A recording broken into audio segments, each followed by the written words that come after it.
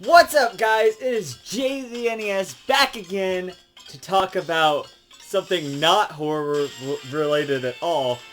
We are talking about what is quite simply the best game, my favorite game that I've ever played. Sorry for ruining the top 100 list. I've said it many of times. It's irrelevant at this point. But this is by far my favorite game of all time. And that's why this is like fucking impossible for me to do right here. What we're doing is review this game because like fuck. Like this is why I've never done this before, is because there's so much to say and I don't know if I'm going to be able to say it all, you know? But I'm just going to do what I can here. Hey, be careful this time, because that's right there. I'm just going to do what I can here, because this is what it is. This is my favorite game. I don't know if I'm going to be doing it justice or not. I sure hope I can, because this game quite simply means everything to me in terms of gaming, and just in terms of my childhood. This is the first video game that I think I can really draw my origins of video games back to, in the sense that this is the game that I basically cut my teeth on the most, and really made me appreciate what video games were and how awesome video games were and why video games were so much fun. This is the game that made me into a gamer. If any game did it, it was this game. You know what I'm saying? This is why this is such an important game to me, particularly. And why this song, this opening, which doesn't even have these lyrics, but I think it does in Japan or something. But that's why this song means so much to me, because this is the opening to the fucking game. And the opening is brilliant. Let's just start from the beginning, I suppose. I'm gonna get back to like my history with it and stuff here in a second. My cat is just going ape shit right now. He's hyped as fuck because we're talking about Tomba on PS1, and I know it says Tombi on the shirt. That's the European. That's the way they say it. No, dog. It's Tomba. It's this shit right here. You see this? I have the other shirt too. Tomba. This motherfucker. You wanna see? Look at this. That artwork, this is beautiful right here. This to me is video games. This is art. This is beautiful right here. This is a nice little minty copy of the game. This isn't my original copy of the game. Got Jersey Devil on the inside there. It's funny, we're going to talk about that in a second here too. Nice minty copy I had to buy back in the day. Because my copy, actually, I played it so much and left it out so much that it like got super scratched. It's not as scratched anymore. It's actually in really nice, decent condition now. But this is the original case and everything. I don't know where my manual went. I do remember having it back then, but I must have like taken it out and did something with it because I don't have it anymore. But this is my original disc. This is by far, I would say, it has to be the only, like, the longest, I've had that game for the longest out of all of my games. That must be, alongside Rayman 1, but I had that before Rayman 1, must be, like, one of my oldest surviving games right there. The game came out in 97, so, yeah, I mean, maybe, like, some of my PC games, like the, Jurassic Lost World and all that. Maybe those were like a little bit sooner or whatnot, or like, I don't know, those kind of games. But I'm talking like straight console games here. This might be my oldest game. And for the longest time, like I was saying, it didn't even work because I played the game so much and I left it out. And my mom used to say, hey, don't do that to your disc. And my brother used to say this too, hey, don't do that to your disc. Because if you just leave it out like that, like you do, it's going to get all scratched up and it's not going to work someday. And guess what? It fucking didn't work someday. And that sucked because for years and years and years, I didn't have this game.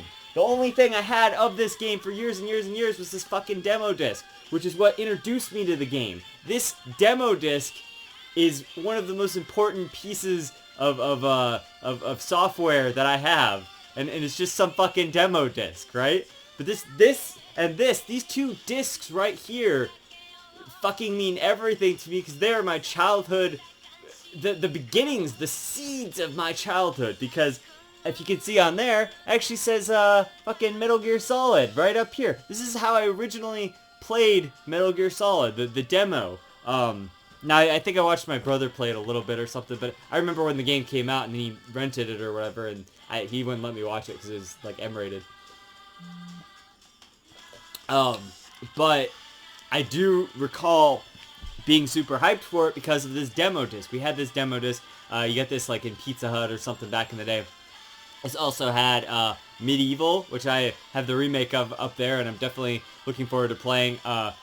Didn't have that as a PS1 game. I had that as a PSP game, actually, and I did play all the way through to the final boss on that. Never beat the final boss because it's super hard, but hopefully I can beat that remake at some point, was another thing. The third Crash Bandicoot game and the third Tomb Raider game, which I never played many of the Tomb Raider games. I think I'd seen like some people play like 2 and whatever, but it's pretty fun. I never was into Gran Turismo, but Metal Gear Solid, this was very important. You know, if I ever review Metal Gear Solid 1, which I kind of did, actually you can see, oh my god, that back is just so nostalgic. I remember playing all of the fucking Metal Gear Solid especially. What is this? Now you get this Katamari Damacy, great game. Get this shit out of my Tomba review, because guess what? We're not doing that. Now you heard Paradise, that was the opening theme there. For us anyway. For the Europeans, actually, they had a different opening theme, which was like a weird song or something. Fucking something about you're gonna love it or whatever, like that thing. But anyway, let's get to the actual Tombow soundtrack here, because it's awesome.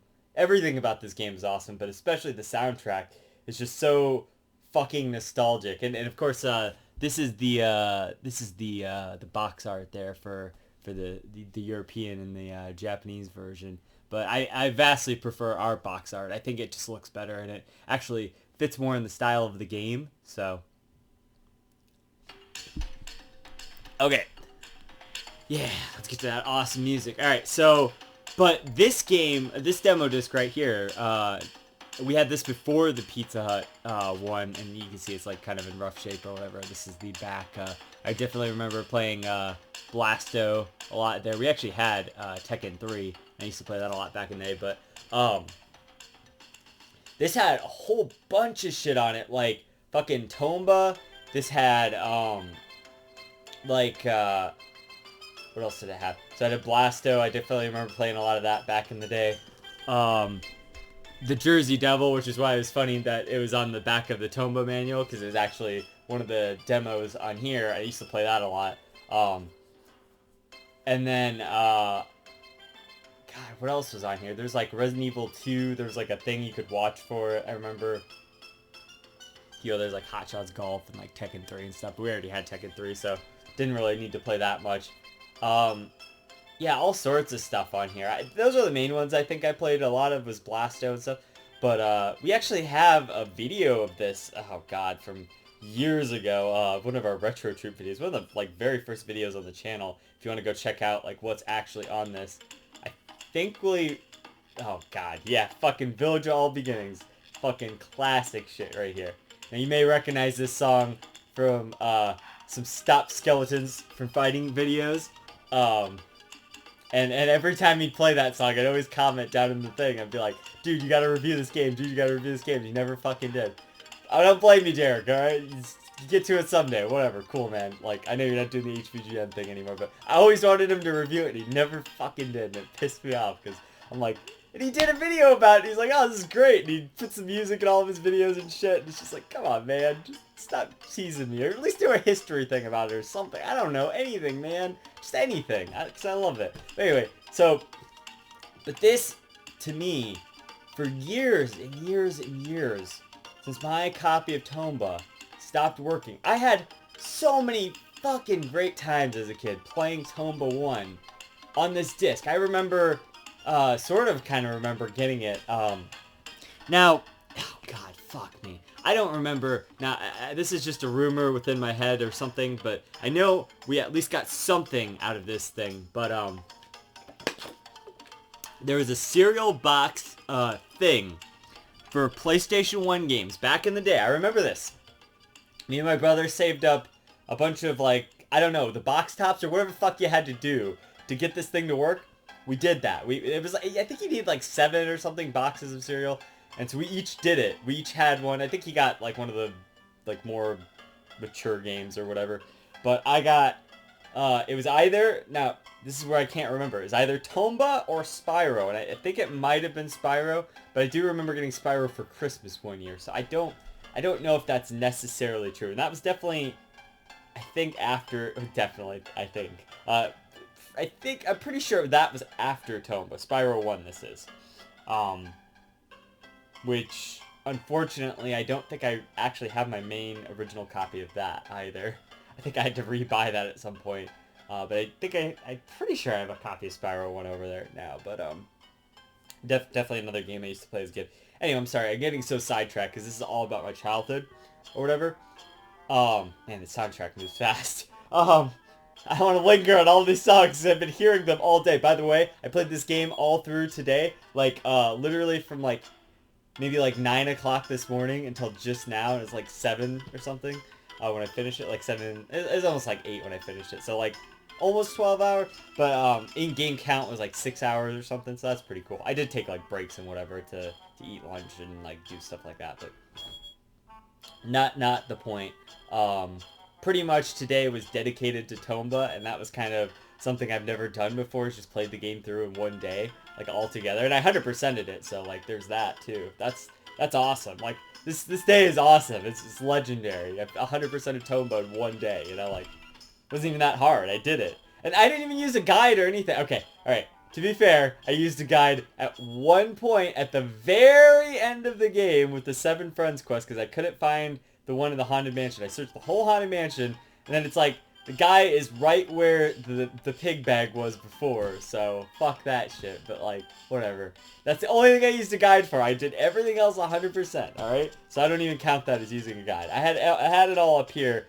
It just was scatterbrained for a while. I'll talk about that in a little bit, but this copy of Tomba, I played so many times as a kid. I have so many fucking good memories of playing this as a kid. I remember the jungle level, that music fucking sticks in my head because of that. I remember just playing through a lot of the starting part, like a lot. I remember just starting the game over at random points just to show people, like fucking Tomba. Like, we had friends and stuff that would come over and I'd just show them the whole beginning. Like, we'd always get to, like, probably but the stormy mountain part. Oh god, this music is infuriating because Mushroom Forest. We'll talk about that in a bit. This is gonna go so fast. I'm just gonna have to switch over to the Pig Nose Project or something. But anyway, so yeah, so like I would like show this to people. I forgot about this. I have this one great memory with this game that like I'll never forget about. It was during the summer, probably right when I got this game or whatever, because we weren't that far into it. But me and my brother were playing the game, and I used to take swim lessons, right? So, like, he would come and get me. It's like on the other side of town or whatever. So he'd come and get me and, like, walk me home, or we'd take his bike or something. I don't remember. I just remember he'd come and get me, and then we'd go home, right? I remember this one time. This is when we were first, like, one of the first few times we played the game, and we were, I must have defeated the first evil pig, like, on my own, or whatever. Hey, be careful. Yeah, I know. Hey, come here. It's alright. I must have defeated, like, the first evil pig on my own or something, or re-defeated it together. And then, I remember I came home, or it was on the way home, we were talking about it. I'm like, oh, did you play more Tomba? He's like, yeah. I defeated one of the other evil pigs, and I'm like, oh, man, I wish I would have been there for that. Like, I wanted to be there for that, you know, or whatever. And, it was the storm pig for the storm cave. So like I just remember that. I always have that memory. So that pig, like, I always, like, kind of, I don't have as many memory, like, it's always a little bit harder for me to, like, find that one and do that one, because, like, I always have, like, a vague memory, because like, I wasn't there to do it originally, you know, so. That's just funny. It's this little memory I have. I have like this kind of vivid memory of like playing. Actually, it's funny that this music is playing because it's related to that. There's an evil pig that's below the mansion on the underside, and when you have the pig bag, there's two doors. The one door is always closed. But the door that leads into the mansion will be closed when you have that pig bag, and then you go there and you're like, oh shit, like what's going on? So you can go in the other door, and then there's an evil pig there. It's like the only female evil pig, so inclusion, I guess. Capcom didn't do it, so which is funny actually that this very well could have been a Capcom game at one point because Fujiwara Tohuru, I don't know how to fucking pronounce his first name. Fujiwara, aka the fucking man, as Derek would say in his old videos. That guy, he did like, you know, a bunch of stuff like DuckTales and the Ghosts and Goblins series and all this stuff, like all these great games.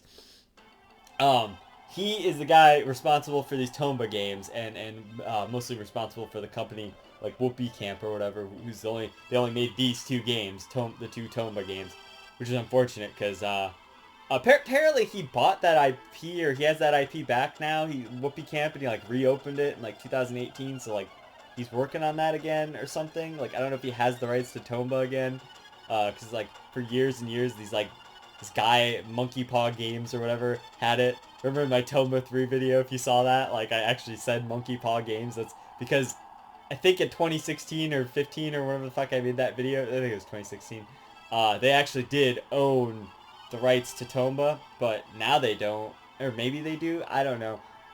That guy's like, hasn't been around for a while or whatever. He made these like fucking Tomba plushes, and I offered to buy one for like gajillion dollars. Not that much, like, I don't know. I offered him like a pretty, maybe a few $100s, because the real plush goes for like 1,000 or something. And he didn't fucking get back to me. So, whatever. Fuck that. And I know it was like a limited run kind of thing. You know, it was a contest or whatever. Fucking, if anybody deserves a Tomba plush, it's me. It's my favorite fucking game of all time. Also, shoutouts to Tomba Club for keeping this shit alive, because they're doing God's work, diving into these games and finding all this cool shit that they find and making new videos on like lost elements and stuff. That is amazing, and I fucking love you guys for that. Thank you. I just today discovered a weird audio glitch that nobody in there seemed to know about. So it was a Village of All, not the Village of All Begins. In the Dwarf Village, there's like a weird distorted audio version. It's actually on the channel. It'll be up way before this. Not way before, like a week before or something. So if you want to go check that out, because it's actually pretty cool. It has to do maybe with the PSN version having weird distorted glitches audio sometimes. I've never had it happen to me, I don't think. Maybe I had it happen to me like back when. It's hard to say, but definitely caught me off guard, and actually caught it on video this time, so I have some proof of it or whatever. I'm still holding this demo disc, by the way. I don't know why. This is like old school JZNES, you know, backlog videos where I'm just holding the disc the whole time. I'm gonna set that down. But yeah, this is how I originally experienced Tomba, was this disc, and I'm glad I still have it. Point about it was that for years and years, after, the whole reason I was bringing up that boss, by the way, was because that's another memory I have of like sitting in our living room. I actually have this same TV upstairs right now that we used to use back then, so that's pretty cool. But sitting in our living room, and I remember like you know, when I originally found out about that boss, and I remember back in the day, me and my brother were like trying to figure out how to get all the gold items and whatever, and he'd like look it up on like game packs, or I don't know what the fuck it was back then, but he'd like tell me like, okay, you gotta do this thing to get this gold item, and I could never get that race back in the day. I never could get the gold on that. I don't think I 100%ed it back in the day, you know, but oh, just listen to this.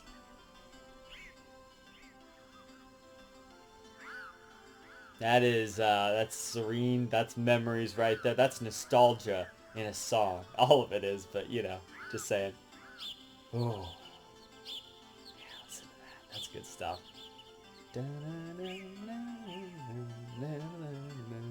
Alright, so anyway, so I just kind of remember that from back in the day. Oh, yeah, well, I remember him helping me with that back in the day, and just, like, kind of trying to help me to figure out, like, where the last stuff was, because it's tricky to figure out some of that stuff, especially back then, but it's just really cool. I just have really good memories of that. So then, at some point, all those warnings caught up with me, because I did leave my disc out, and it got really, really, really scratched. It is the most scratched. It was the most scratched I've ever seen a PS1 disc. It would not boot past the Whoopee Camp startup screen. It would barely, if ever, get to the main menu at the height of this, you know, it not working. And even if it would get to the main menu, it would not load into the game at all. And I was a bit, like, didn't want to get it resurfaced or whatever, because, you know, the game meant so much to me. What if it, like, didn't play or something? I don't understand it myself, but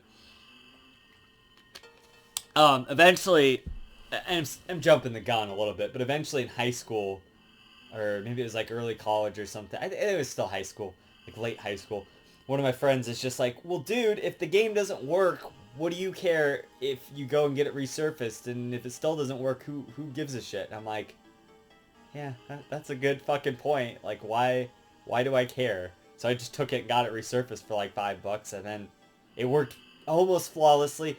I will say that the only problem with this specific disc now, and by that time I already had this and everything, and I'll talk about that in a minute, but the only thing about this disc now is that it does not load the Hidden Village section. It won't load that, so that data is just gone. It's too scratched for that.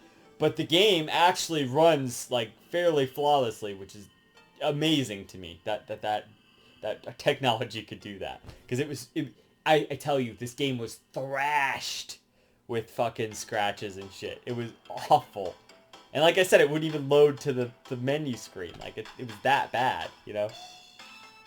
And even back then, this game, like, was really special to me, and it meant a lot to me. And I loved this game back then. I couldn't get enough of it. Like, I liked a lot of other, like, mature games back then. I've talked about it in, like, the Resident Evil review and stuff. I liked watching my brother play Resident Evil and Silent Hill and that kind of stuff. But to me, and I was just talking to somebody at work about this, the difference between video games and anime or media or movies or whatever the fuck is that video games have the element of play. You have to want to play the game to be able to enjoy it to its fullest.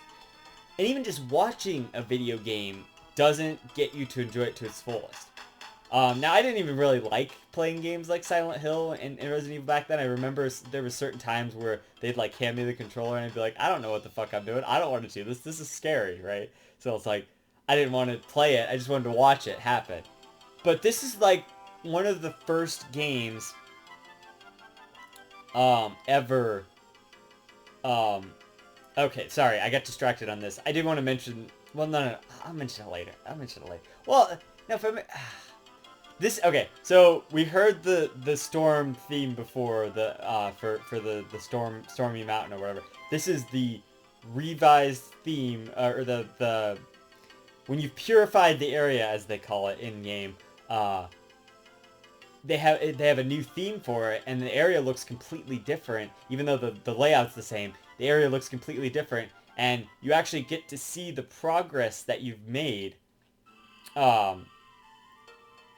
towards freeing the world of these evil pigs or whatever, which I'll get into in a bit. I just wanted to bring that up. That theme was like the Purified theme of that, and that's a really cool element about this game, is that each area almost has like a post-game sort of stuff going on within the main game. There's no post-game. It's just like, once you purify an area, you get to see the fruits of your labor of all the work that you put into Purify that area. You get to see how it's changed and how it's gotten better, and how all of its residents have been cured of this curse or whatever. And that really makes you feel the progression of your journey, of your adventure, of what you're actually doing. And very few, if any, games even do anything like that. And I think that's just beautiful. That's something I really love about this game, and this makes this game super, super unique. But anyway, back to the memories and whatnot. So, hold on a second. Hold up a minute. Which one's this? I know this is a revised theme as well, isn't it? Yeah, this is the Haunted Mansion. Right. This is also a Purified theme of the Haunted Mansion, so. So yeah, so my point is, at some point, my disc stopped working. And so, this is probably a while after I really cared, like, about completing it and whatever. But there was a lot of times where I wanted to go back and replay the game, because I had such great memories with the game.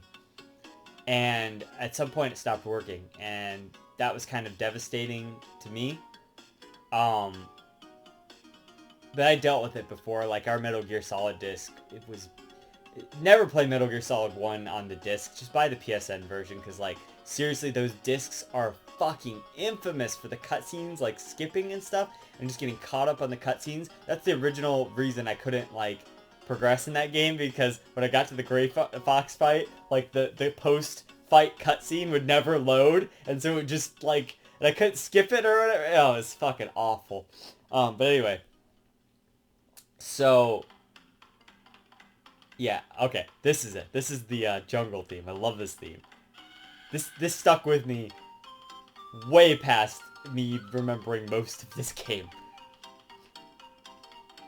Let's turn that up. That's good shit. I remember, like, in, like, 3rd or 4th grade or something, like, way after I had started, like... Wait. Yeah, no, that would have been after. Yeah, for sure. Because this game came out in 97. That would have been, like, 2001 or something in 3rd grade. I remember just, like, sitting there one day. Or this is, like, 5th grade, actually. And I hadn't played this game in years at that point, because the disc was thrashed at that point. I remember just, like, hearing this song in my head. And I like... went through that. I'm like, what is this song? And I'm like, oh fuck, it's from Tomba! It's the jungle theme from Tomba! And I'm like, oh, I remember that! And I get all nostalgic. Even back then, I was getting all nostalgic about it. And I'm like, I remember that part where, you know, you fall, you learn to swim and all of that shit. Oh my god, Charles! And I get all nostalgic about it back then. It was awesome. I remember that. That was a good memory of mine also. So anyway, disc was thrash. For years and years and years, and I would want to play this game so badly. I would want to play this game. I would just sit there and think about it, and I'm like, man, dude, if I could only play this game again. I had this insane fucking urge for years to play this game. And lo and behold, later, I would find out that it's fucking super rare, and, like, nobody bought this game here or whatever, and it didn't sell very well. And I was, like, one of the only people probably in this area who even fucking had it or whatever. Which is funny to me, because it's like, how did I end up with this, like, super rare game or whatever? But yeah, I searched for this game for fucking years. That's why I started going to those game stores. Or not maybe not, but, like, that's why I kept coming back to those game stores. Is because I just remember this. And especially in, like, middle school and high school and stuff. I just remember going in there, and every time I'd be like, where's Tomba? You know? Is it not here? Like, why can't I find this game? Why is this game not here? You know?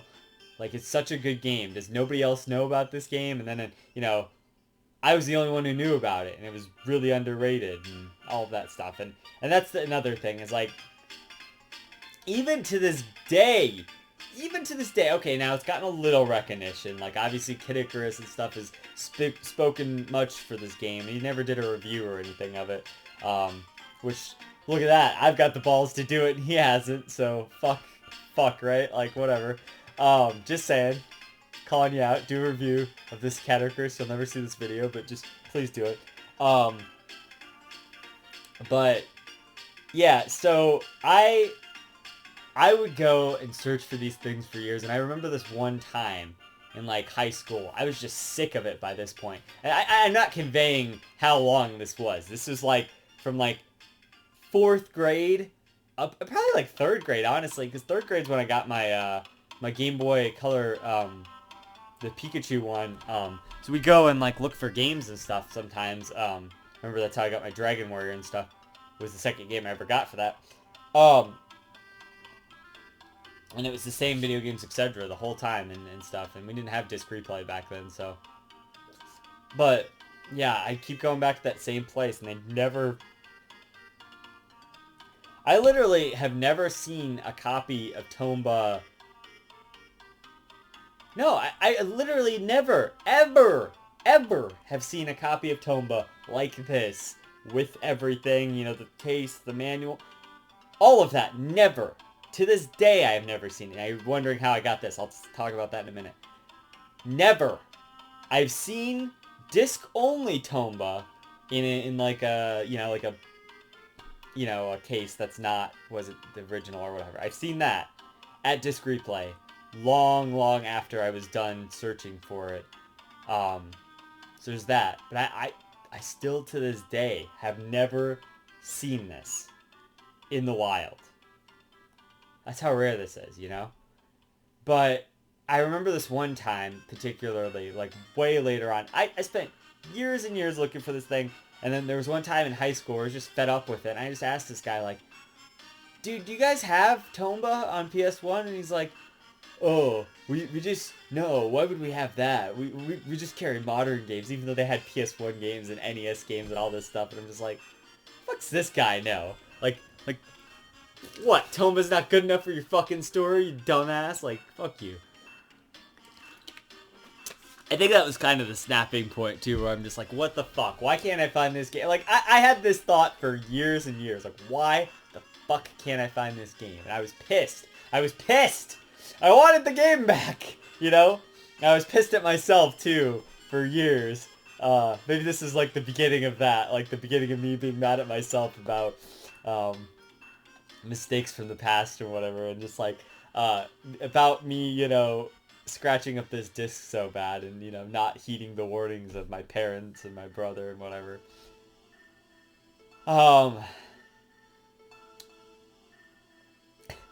So yeah, so for years and years I went without this game, but you know what I did have? Just a little reminder of what, a little taste of what I was missing out on. I had this fucking demo disc. And you know what I did? I played the fuck out of the demo for Tomba on this goddamn demo disc. That is what's been played the most on this thing, was that Tomba demo. I must have gone through that, you know, like, I don't know, probably like 50 times or something, just the demo, because this is all I had of the game. And I would sit there and I'd play it and I'd do everything in the demo, which is only up until you get the first evil pig bag, which is actually a sizable amount of content. There, you get a really good feel for the game. There's actually a lot of missions and stuff that are there. But man, it's like, it wasn't enough. I would always play it and I'd always get so happy and nostalgic about the game, and I just love it, and I just, oh my god, and I would just feel it, and I'd be like, yes, Tomba, remember that game? It's awesome. It's like the best game. And for years and years, I just felt this, but there's something missing, you know? Was the rest of the game. The other 90% of the game was missing. So, it's just interesting. But I used to play the fuck out of this demo disc and the demo on it. Which, you know, I had to, because that was the only glimpse I was going to get of it. And I'm glad I had this all that time because of that. So that's why this disc is, like, really important to me. But, yeah, it was a struggle for years and years and years. And then, I mean, I searched for years and years, and then at some point, I kind of remember this. This was like late middle school or whatever, I was really desperate to play this game again. I think okay, so my freshman year of high school, or maybe it was that summer. I think it was the summer between middle school and high school. So yeah, that would have been wow, that was so long ago. I remember that though. I remember that whole fucking summer. Anyway. Jeez, was that when Metal Gear 4 came out? That looked like God. Okay, but anyway. So, and you gotta remember, the PSN version had not been released at this point. So there was really no legitimate way to play this. I even tried back then to emulate the game, which was unsuccessful, and I've tried more recently to emulate it too. I can get it to emulate, but there's no point. I might as well just play the PSN version at this point. Also, this song, which is the Purified Dwarf Village, very beautiful, very cool. Really interesting story about Purified Dwarf Village. There's one of one of the very end game quests. Sorry, I'm so scattered with this, but I did a run later on after the PSN version had come out. I actually played most of it on this guy here, this PSP, just because I wanted to use my TV for stuff. Oh yeah, the motocross race there, nice. If you couldn't tell, the music to this game is one of the best soundtracks to video games ever, so that's awesome. Definitely talk about that in a second. I played most of it on my PSP, but I was doing an 100% run, which I had never done before. And this was early college, so this was 2012, 2013-ish. It's probably about 2012, I would say. So I did an 100% run then, but it's fucked because there's two missions that you can technically, there's one mission that I think you can technically lose, and even then, I don't know that you can actually lose it. Now that I'm thinking about it, I think that as long as... Okay, so the two missions are, there's a barrel mission at the beginning of the game. There's this barrel on this bridge, this wobbly bridge. And if it goes under the water too soon, I think it might stop the mission because you don't get the ability to A, swim, and B, dive until way later on in the game. So I'm pretty sure there was a run where I got caught up on that being the mission that I couldn't complete. But there was a different...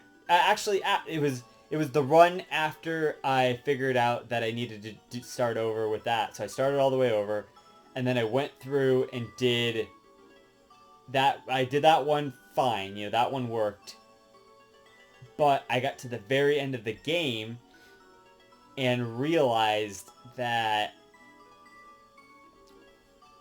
there's a certain barrier to get... Okay, so one of the things that actually was funny that back in the day my brother was telling me about, see, it kind of comes full circle, was, oh god, the Purified Jungle theme is just so good. In the areas, just, man, when the areas get purified, they look better. The characters are there. Everything feels at peace. There's new missions. There's new content there. It's wonderful. It's so fucking good. I can't believe there's a physical, palpable, there's an entire sense. The music changes. Everything changes about the area to signify your victory against the evil pig there. And it's just so powerful.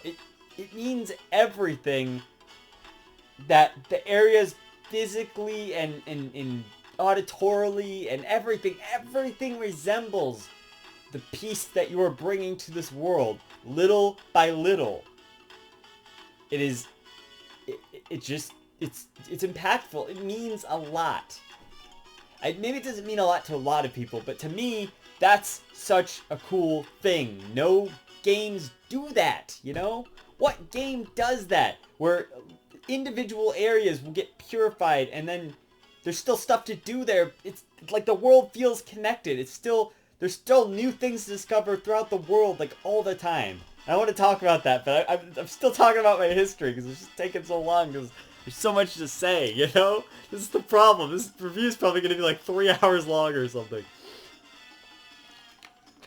Don't quote me on that. We're already at the end of the soundtrack, by the way. Fuck. I don't even know if the Pig Nose Project is going to get me there, you know?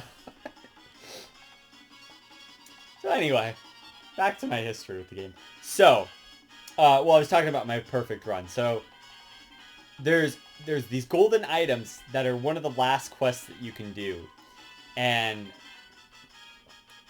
one of them is this flower where you go and plant these seeds, and the flower is supposed to grow at some point. Well, what ended up happening was, it was one of the last missions that I did, and I ended up looking it up to find out what I was doing wrong and like why like time is supposed to pass or whatever. But the way the game indicates that time has passed enough for this flower to grow is that the AP system in the game. Now there's this like score kind of up in the corner the whole game, which is the AP system, which stands for adventure points. Basically anything you do, killing an enemy and doing the missions. There's missions in this game that you do, the events or whatnot, and that's what I'm talking about when I talk about 100%. A lot of these events will give you adventure points and that kind of stuff. Picking up these like gems gives you adventure points. Not gems, they're like coins or whatever. They're like big. They're like, I don't know how to explain it. Anyway, they're like treasures. Picking up these treasures gives you lots of adventure points.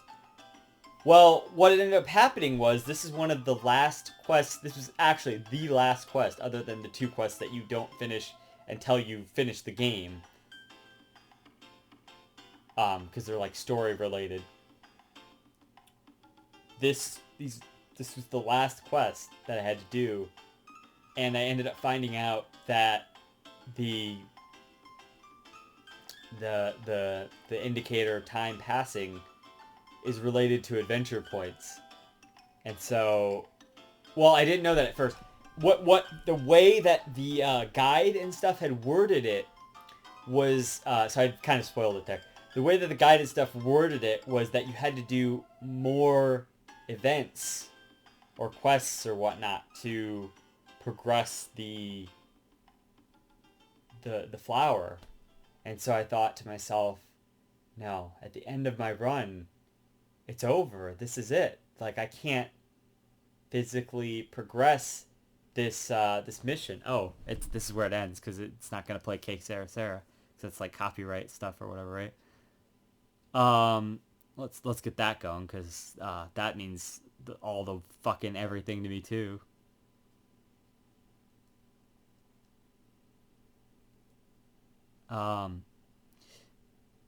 So, yeah,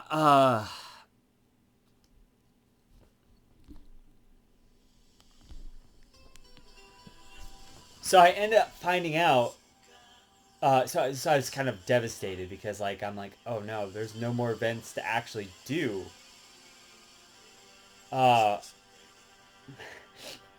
Also, like if you cry every time at the Tomba ending, is it just me? Alright, fuck, right? It's just me. I know it is.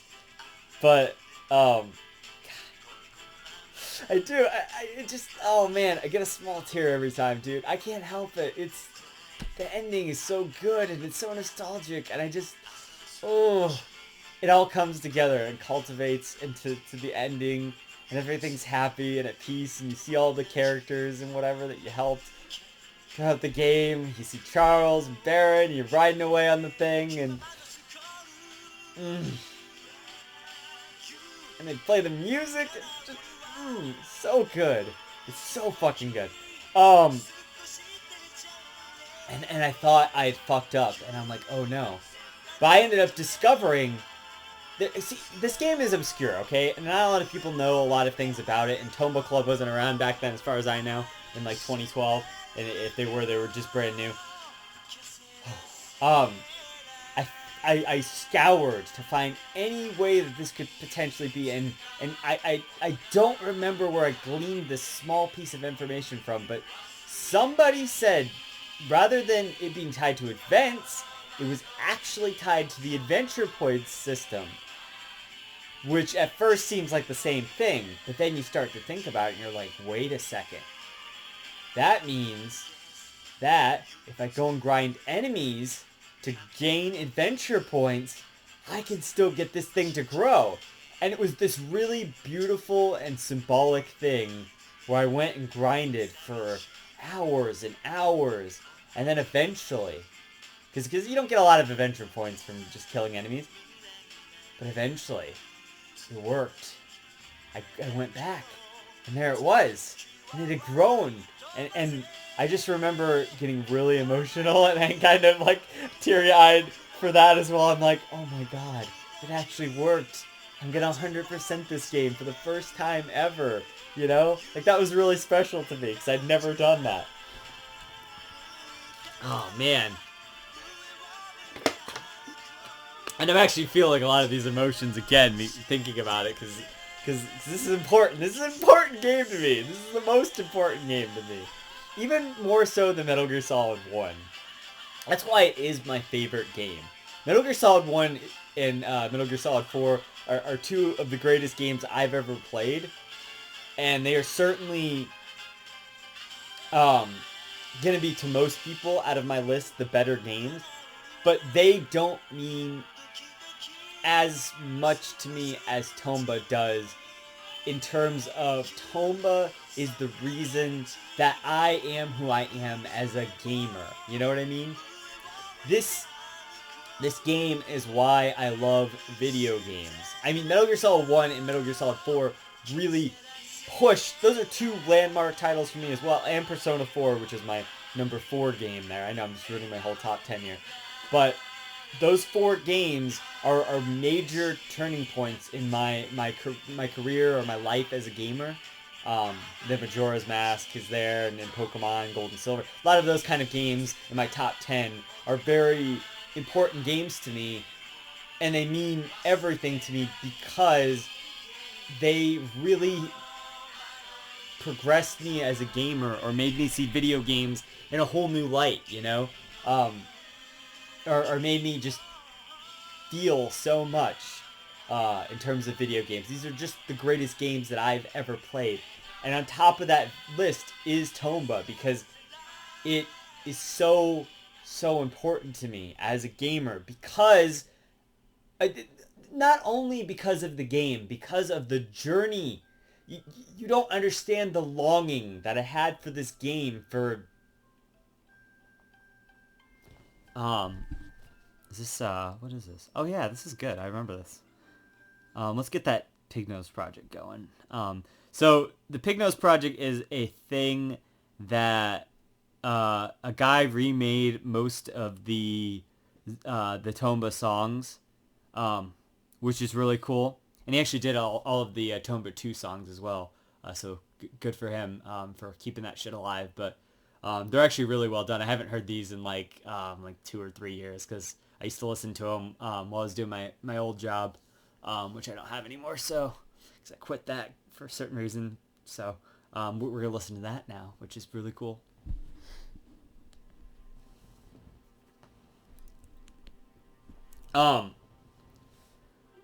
So let's say from like 2000 to like probably like 2009 or 8, probably 2008. Let's just say for those 8 years or something, like to that effect. Probably a little bit before 2000. It's probably like 99. So let's just say like 10 years there, from 99 to maybe like, oh, okay, so like 2008. You know, like almost 10 years, like 9 or 10 years there. Almost a decade of my life, I didn't have this game. The most important game to me, this game from my childhood, essential piece of my childhood, of my gaming career as a child, was missing from my life. And just thinking about it all of that time, and how much it meant to me, and how much I loved the game, and how nostalgic I was for it. I don't think I'd be half as nostalgic about a lot of things if it weren't for this. So this also taught me the concept of nostalgia. So that's pretty cool. So I wouldn't nearly have quite as much nostalgia for anything without this game. It taught me the importance of, that saying, like, what is it? Absence makes the heart grow fonder. That's Tomba 1 for me, in a nutshell. That's not about girls or anything else. That's about Tomba 1. Okay, that's what that saying was meant for, was Tomba 1 in John's life. So for years and years, I was missing this game, and it felt like a part of me was missing, you know what I mean? And I had, like I said, glimpses of it through the demo disc and whatnot. I'm sorry this is such a convoluted and long story, but it's very important I get this across, because this is why this game means so much to me, is because of this story. And I would search for it, and I searched for it for years. And then this little thing came about. It was still a thing. Obviously, it was a thing way before I was using it. And I was actually like 16 or something when I started. When I finally did this. I think at that point. So at some point I finally had access to my bank account or my checking or something.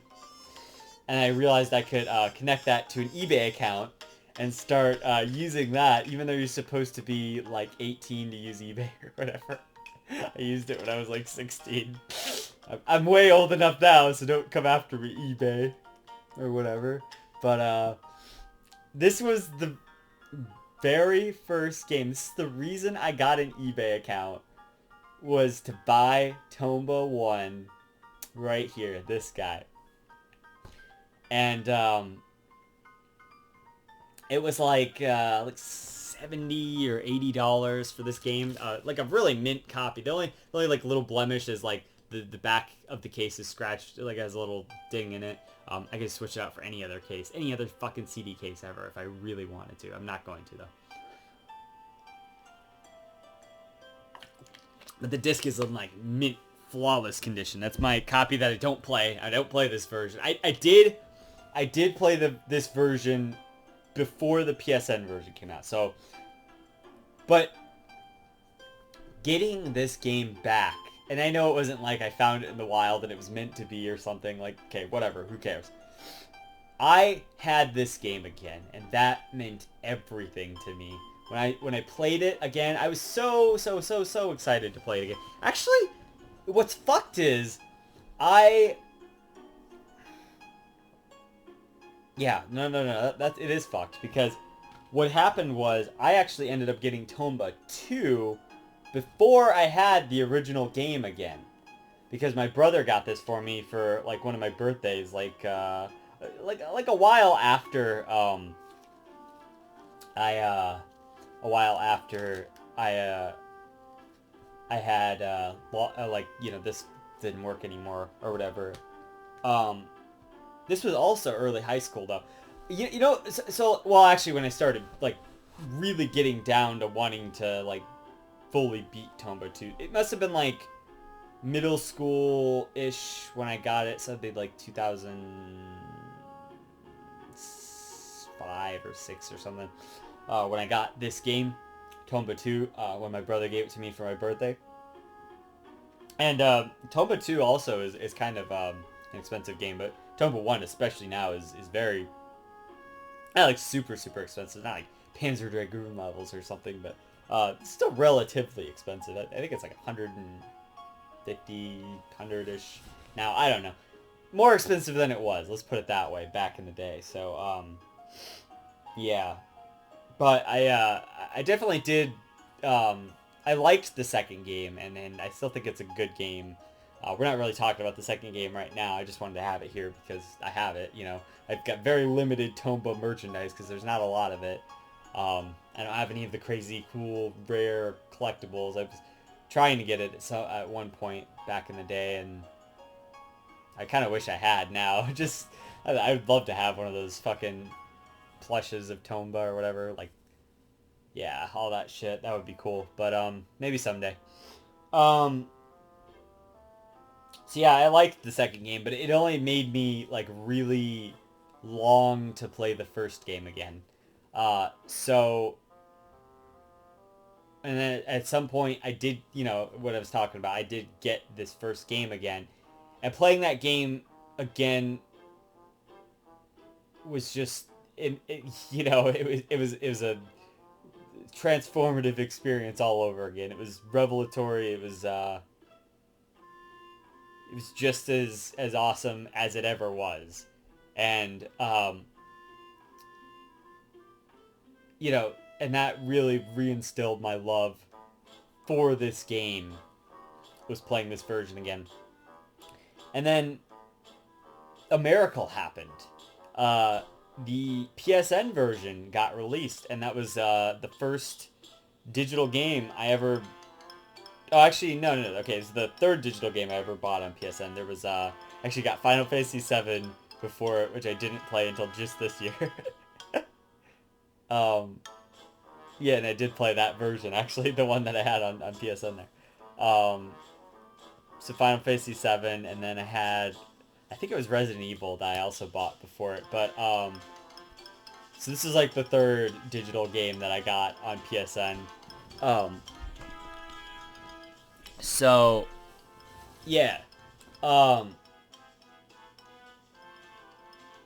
when it finally came out, that was awesome, and it was really cool that it was finally accessible for everyone again, and it was like $10, and I'm like, fuck yeah, who's not gonna spend $10 and get Tomba? So I did, and that's the way I play the game every time now, because I don't need to be putting wear on these old discs. Believe me, I would know from my childhood, right? I would never bother to play this disc again. There's really no point with the PSN version. Apparently, the PSN version is known for these audio glitches, like I happened and experienced with today. But whatever, like it's all good, So, so yeah, I guess from there we can actually just get to talking about the game finally. Like what, an hour in or something. I don't even know how long I've been going on for, but that was really important that I get my history out there. Because this game is really important to me for that reason. And as a kid, I played a lot of like side-scrolling sort of platformers, like the Mario games. Mario World was one that I definitely put a lot of time into, and I remember briefly playing Super Mario Brothers 3 a bit, and I probably played the first Mario a lot. I don't think we had Mario 2. So yeah, I was really used to 2D platformers, but this was not just a 2D platformer. This was a 2.5D platformer, which not a lot of games have still done to this day, and a few more games are kind of doing it.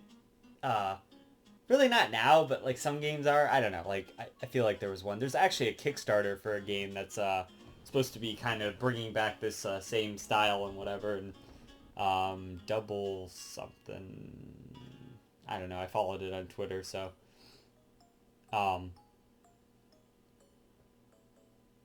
yeah. Anyway, so I know like Klonoa and stuff did that, and I really am looking forward to getting to those games at some point. I have those digitally as well. Another kind of underrated PS1, platformer mascot series, like that kind of thing. But man, see, this is where it gets hard, because then what do I talk about? So Tomba is, you're Tomba, this pink-haired protagonist, caveman guy. And it's funny because the game even starts out like the the guy's like, what's with the pink hair? Like, is it natural? I don't care anymore. I don't want to know or whatever. And what's really cool about Tomba is that, first of all, the animation on everything. So actually, what's cool is it starts off. There's a really good. This is like the most PS1 game ever because there's like a really good blend of FMV cutscenes that are like hand drawn, animated style cutscenes, and actually some of that is like a lot of that is CG as well. So it looks really good. The whole game still holds up like beautifully, graphically, and aesthetically. It is just, oh man, it's just breathtaking. The aesthetics of this game, the variety and the colors and the 3D depth and just the character models and the animation, all of that holds up like incredibly well. Like, that's why this game needs a remake. Just graphically, just like keep everything else the same. Just like a straight fucking HD remaster kind of thing. Like just touch up the graphics and nothing else. Like a Link's Awakening kind of situation. You can add like maybe a little few things. Like add in the missing like little puzzle thing that they showed in the most recent Tomba Club video or whatever. Add that back in, and you can add in the clock tower town or whatever, and then that's it. Just leave everything else the way it was. Don't remake anything else. Straight HD remaster, remake, whatever. Because I mean, even then, it doesn't need it because the game still looks beautiful on the PSN anyway. You know, with smoothing and all that. And you're playing it on the PS1, it's probably gonna look a little blurry or whatever because all the PS1 games do. But the game still really holds up aesthetically and graphically. I think that is just one of the game's like strongest suits. Is that, I mean, everything is the strongest suit of the game. Pretty much the soundtrack is like incredible as well, but just presentation wise, this game has it all. Like it is beautiful, and all the areas feel distinct. So like you start off in this like village, and then you move on to like a forest, like the dwarf forest, and what's cool about it is when you purify the area, it looks completely different than it did before. But like the dwarf forest is like leaves and whatnot. It's a very fall kind of autumny theme kind of deal at first, but it's got like these like, I don't even know how to describe it. They're like bubble trees, like it looks like bubble gum, like little the gumballs. They look like gumballs in the trees, but there's like, they're what make up the trees instead of leaves or whatever, even though there's leaves on the ground, which tends to not make a lot of sense, but whatever. It's a pretty wacky game, so just like, you just gotta get over it kind of thing. But like, you wouldn't see this aesthetic in anything else. Nothing else has even like come close to this kind of like zany and just like out there bizarre like aesthetic. Like it's impossible to describe. You just kind of have to see it. But my point is, that's an area, and then they have like a whole other area, and then like then you move on, and then it's like this mushroom forest. Everything's mushrooms, and like these little flower dudes are like, they like jump at you and shit. There's like emotions going on. You have like these little mushrooms. I'm just talking aesthetically, but like you have these little mushrooms that you can eat that are on the ground, and they make you laugh and cry, and then the enemies will react to the same thing, and the platforms will raise and lower based on if you're crying or laughing or whatever. But like when the enemies are laughing, they're like, they like fucking jump at you and shit, and they like boom, boom, boom, and you're just like, like what the fuck? That's like how you die, is when they're laughing. When they're crying, they're like kind of sluggish. They're like, it's like, and then when you're laughing or crying, you can't use your weapons too. By the way, that's like a gimmick that they have, and you can. There's certain doors around the world, which can only be kind of unlocked if you're laughing or crying. And then also, certain people want to hear you laugh or cry for certain reasons, and stuff like that, you know.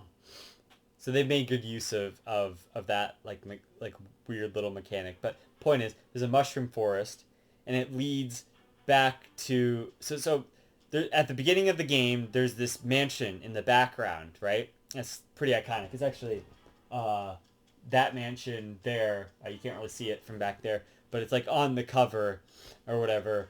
And it's actually funny because in the game, they talk about the mansion being like I remember this mansion, or it's like that's like the quest line is like a familiar mansion is what it's called, right? It's like this sense of nostalgia about this mansion being at the beginning of the game or whatever.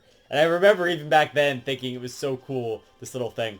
So by the time you reach this mushroom forest, which is like the third area in the game, which is like so much later from where this mansion is at the beginning, there's so much that's happened in between there.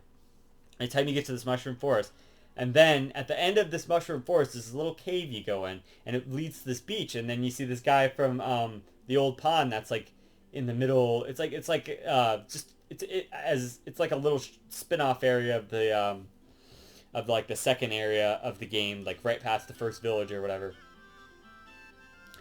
And so you see this guy, and he's on this boat, and you're like, oh, okay, cool. Where's he gonna take me? And so you go on this boat, and you're like looking up at this cliff on the other side. Once you get through the boat ride, you're like looking up at this cliff. And you're like, oh, there's a mansion up there. Is that the mansion from the beginning of the game? And then you like go like I was talking about earlier. There's 2 doors there, and then there's one that like you typically is open. It'll lead you up these stairs, and there's like these 4 treasure chests. There's 4 keys in the game based on these 4 old wise men that are each like increments of like, so one's 100 years, one's 1,000 years old man. There's a 10,000-year-old man and a 1,000,000-year-old man, and each of them has a key that'll unlock one of the chests. So it's like it's kind of like Metroidvania style, where you, instead of like getting a new move or something, you get these keys, and then you have to think, oh god, where were all of these chests throughout the entire world that I've explored to this point, and what I'll explore in the future, that I can actually open. You know, like they start off as the wooden chests. Those are the 100-man chests. The blue chests, more elegant ones, are the 1,000-year-old man chest. So once you get that key, you can go around and unlock all of those.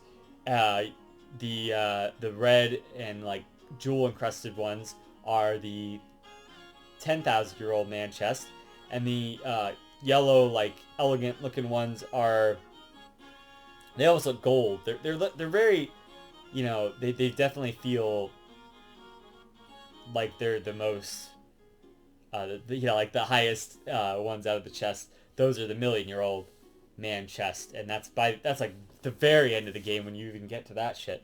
But it's just cool because that every time you get a new key, you get to go around and like be like, oh, where did I see these chests? Where were these chests at? You know, you get to use your mind and remember and try to like just explore every nook and cranny of the world again and unlock new stuff and find new pig bags and stuff. It's awesome. I don't know how I got into that tangent. God, what was I talking about? So, right. So, but the point is, there's 4 of these chests inside inside the mansion there. And at that point, you probably can only open one because you have the 100-year-old key at that point for sure. But then you go through the front of the mansion, and you end up in the fucking beginning of the game again, and you're like, oh my god, this world is interconnected. Like, holy shit, this is a shortcut from this like area way later on back to the beginning of the game. And it establishes that you're gonna have to go back, you know? There's gonna be a lot of stuff around this whole world. This is an interconnected world. Events are happening all the time, you know? There's changes to the world at all sorts of different points. And there's people will be different places at some times, and they'll say different things, and certain quests will be available after certain points and stuff. You know, it's just like, wow, like, it's a breathing, living world. Like, there's a lot going on here, you know? So that's cool. But yeah, so like village, forest area, you got like a mushroom area. It's like all sorts of wacky and craziness. The level design there is fucking insane. You fall into pits everywhere, you know? That's why that area is like the worst area, but like it's got it's the worst area, but it also has like a bunch of treasure chests. So every time that you get a new key, you have to go back there. You don't have to. You don't have to do any of that. You don't have to go out looking for the chest. But you have this urge to go back there, and like all the chests are like right above the bottom of the thing, so you're gonna like fall into a hole if you don't like make good use of like your grappling hook and like the umbrella and stuff. And so like it's a big risk. Like, do I want to go and like get these chests even though they're dangerous, you know? So that's pretty cool. Then after that, there's like a stormy mountain. That's like a whole different thing. And then there's like this village of like these happy mice people who aren't actually mice, you know, they're just cursed or whatever. And then it's like this lava cave or whatever, where it's like there's barely any platforms. The whole thing is you're supposed to like float on the backs of these enemies that are like these floating devil pigs or whatever. The main enemies in this game are pigs, by the way. The whole like plot of the game is that they're trying to steal gold and harness its magic or something like that. And so they steal Tomba's gold bracelet, which is like his grandpa's bracelet. So he's going after them to get that back because that means something to him or whatnot. And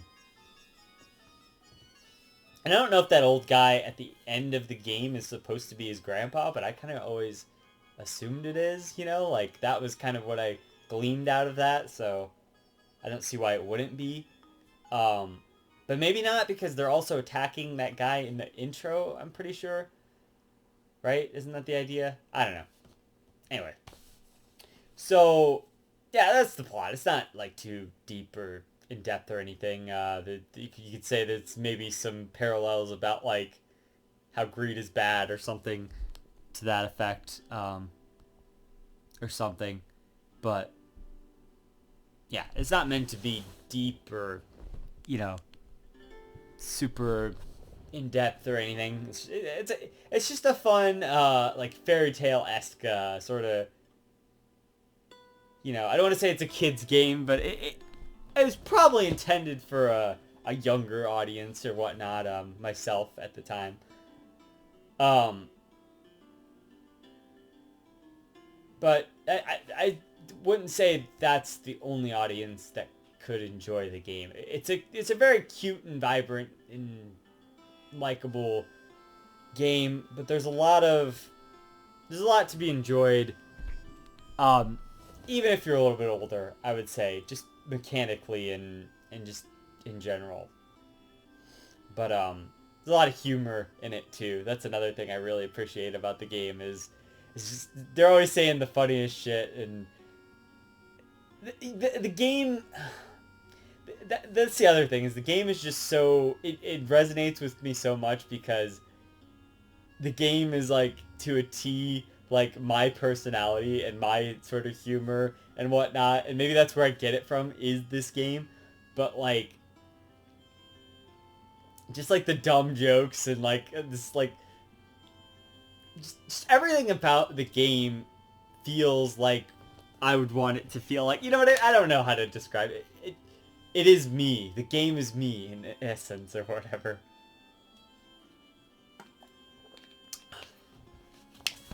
Yeah, see, this video is going to be just as bizarre as the fucking game itself, but this is why I didn't want to review this game, because it's like, I'm just going to say weird shit like that. It's like, I can't justify what I'm saying. There's so much shit to say. Ugh, I'm just going to be so long. Okay, so... And then, so there's like a stormy mountain area. That's like a whole different thing. There's a lava cave. It's like, that's a whole fucking different thing. After that, you go to the jungle. A fucking jungle area. And these blue people are like, woo-hoo! They fucking, you can't even kill them. You can't even kill them. It's fucking, like, impossible to kill these guys. I don't even know how you're supposed to get past them or whatever. I just always get hit or something, or try to jump over them or whatever. So that part's tricky. then after that, there's a whole fucking what else? What is after that actually? Oh, there's a mansion area that's like a haunted mansion. It's like a stormy area or whatever, and there's like birds and bats and shit everywhere. It's fucking... There ain't bats. I just made that up. Actually, there's just birds everywhere and thieves inside of the mansion and whatever. It's crazy, and pigs everywhere. Pigs are the main enemy, but there's like birds and shit too, and a bunch of other shit. All the enemies are really wacky that aren't pigs and birds, even though those are kind of wacky. There's like just monsters and like these like jellyfish things that are like part of a quest or whatever. It's crazy. Little fucking flower things in the mushroom forest. I hate those guys. These guys are assholes. So yeah, there's like an underwater village or whatever, and I don't know. I'm just saying all the areas are very distinct and unique from each other, and I think that's really cool. And all the Purified areas, like, definitely take... So, like, for instance, with the Stormy Mountain, it just, like, becomes not stormy anymore.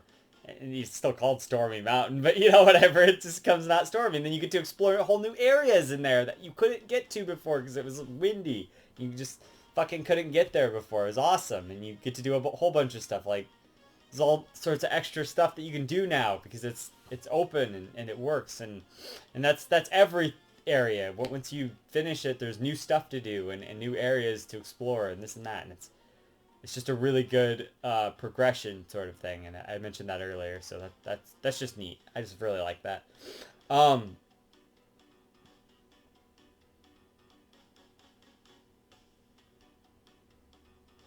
this is the boss theme. That's what it is. I'm trying to figure out what song, so sorry.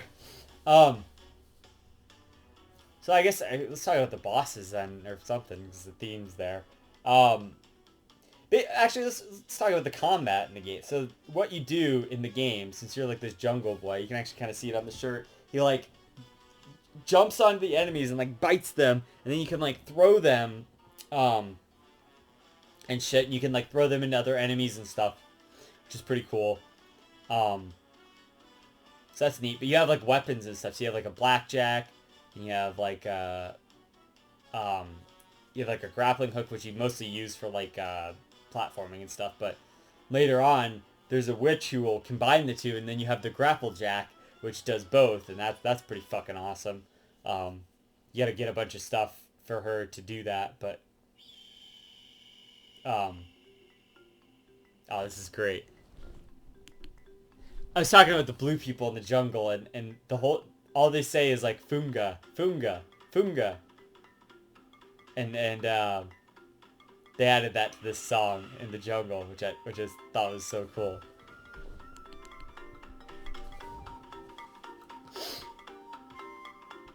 Sorry. So what's cool is a lot of these, like, there'll be areas where there's like this one area in the Stormy Mountain, like on the top part, where you just find one of those jungle guys and he's just standing there and he's like, Funga. And you're like, okay.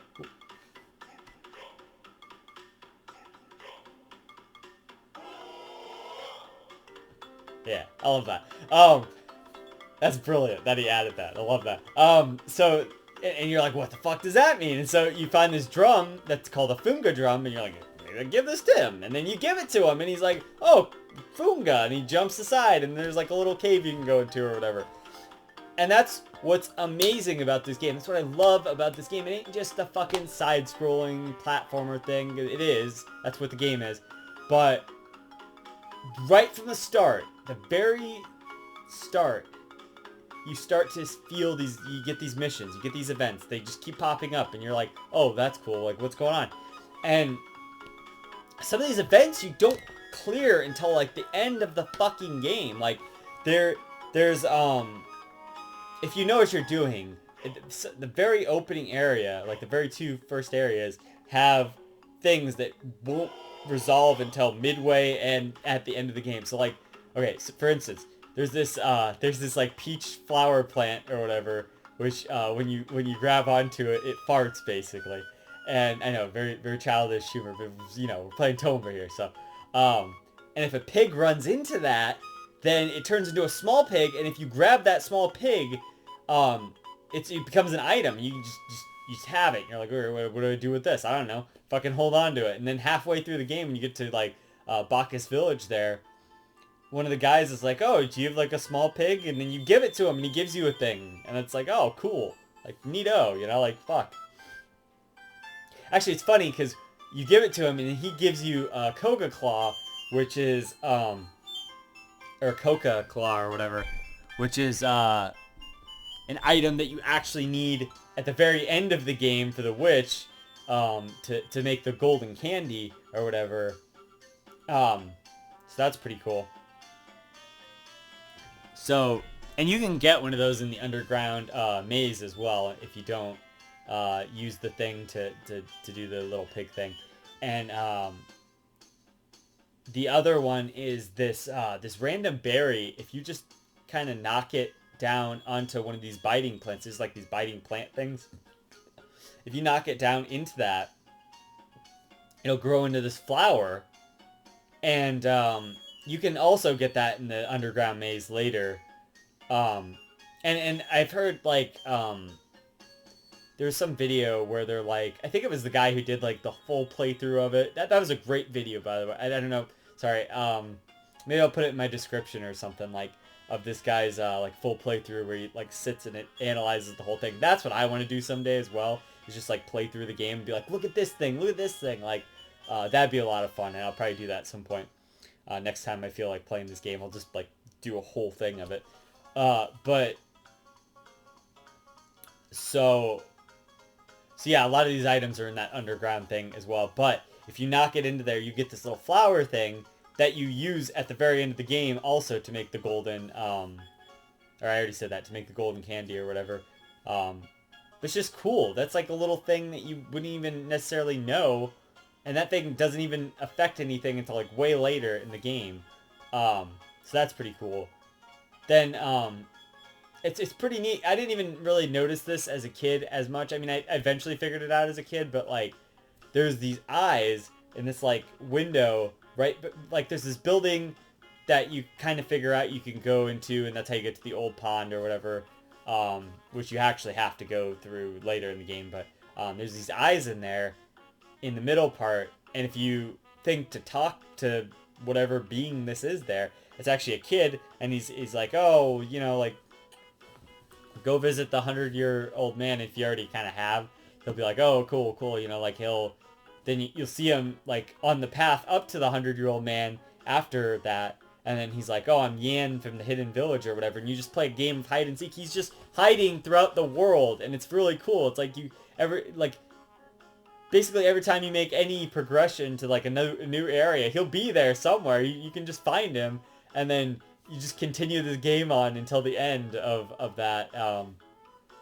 And so that's super cool too. Like, stuff like that is just, like, super neat. I love stuff like that. Like, that's all over this game. Just little hidden secrets like that. And everywhere you look, there's something to get, or, like, at least some jewel or something to up your adventure points. Anything. There's actually also these boxes in, like, a ring. And these are like only really at the beginning of the game, now that I'm thinking about it. Up to the Mushroom Forest, and then that's the last time I remember there being them, but called adventure point boxes, and once you reach a certain total, it'll give you certain items. Like, the first three don't give you anything, like, significant, but the last one gives you an ordinary mushroom, so when you have those status effects like crying, laughing, you can just go back to normal. And then there's also a strange mushroom, which gives you those status effects. So if you run into one of those doors or whatever, you can just use that until you get the laugh or cry, and then use the ordinary mushroom to get back. There's also a healing mushroom, which is a temporary version of the ordinary mushroom. You know, so you have multiples of those, and each one just cures you once of whatever ailment you have there, of laughing or crying. So that's pretty cool. So yeah, but there's like a really on thing too, where you like break these eggs on your way up to the 100-year-old man, and then Tomba, like, I always get him before I get up there, but like if you don't, he'll like kick you out of his window or whatever. That's a cutscene I haven't seen in a while, actually. But when you get up there, this is kind of the game's humor. Is like when you get up there, it's funny because it's actually kind of like Metal Gear Solid. I even thought of that earlier when I was playing it. But when you get up there with the birds, he's like, "Oh, where are they at?" And he like, bleh, he like barfs them out onto the there, and then he's like, "Oh, you kept them in your stomach? What else do you keep in there? Wait, I don't want to know." Or whatever. It's pretty funny. And it reminded me of Metal Gear Solid. Like, I don't mean, I managed to smuggle in my cigarettes. How did you do that? In my stomach or whatever. Yeah, like, so it's just funny, like how those are kind of connected like that. With like 97, 98 and like having shit smuggled in through your stomach. I don't know. Anyway, so that just that kind of shit is just really funny. And then he goes into this like FMV like sequence telling you about how the evil pigs are stealing the gold and whatever, and that's super nostalgic and really cool, and his like little voiceover or whatever. Definitely something I remember from the demo. And you start going through the forest area and you find these dwarves and you're like, you don't understand their language, so you just start biting them, and then little by little you're like Dracula or something, you like suck their language out of them, and after you bite 4 of them you understand the dwarf language at that point. And what's cool is actually in that area in the forest, if you like slide around a bit, leaf butterflies will come out and you can like jump up and catch them, and if you can catch up to 25 of them there, and there'll be this cage with this guy who has 1 leaf butterfly later on, and you can release all 25 in there, and then actually later when you get to the jungle you can get the additional 4 leaf butterflies from the ground there to complete that quest, and that'll actually take you up to the hidden village. There's also a path in the stormy cave to get up to the hidden village that's hidden, the path is, but that's when I realized that this will not play the hidden village part, because I tried to climb up the stormy cave way and it didn't work. So yeah, but so you do that and then you get to the dwarf village, and then like the dwarves go missing or something, so you have to go around like finding them, and there's like all this stuff, and then you find this dog, Baron, who's actually right there. He's a flying dog, so he's kind of your transportation system later in the game. There's these things called charity wings, which are like a temporary version of Baron. There's like a what do they call it? Like a disposable version where you just have one, use one usable, or you know what I mean? Like you go through them. I know what word I'm trying to think of, but I can't think of it. Anyway, so but every time you look at a sign in each new area, it'll become like a teleportation point, basically. And the signs are where you save in the game, also. And that's cool. It's a cool thing about this game as well, is there's a lives system. So there is lives, but it's mitigated by you saving. So if you have a bunch of lives, you're definitely going to want to save. And then if you lose all of those lives, you can just reload your save. Because if you lose all of the lives, you lose, and you have to like start over from your last save. So, yeah, you want to keep a tab on your lives. Otherwise, you're gonna run low or whatever. But I never really have live problems in this game too much, because they're kind of plentiful everywhere if you're like looking around to try and get them or whatever. So that's pretty cool.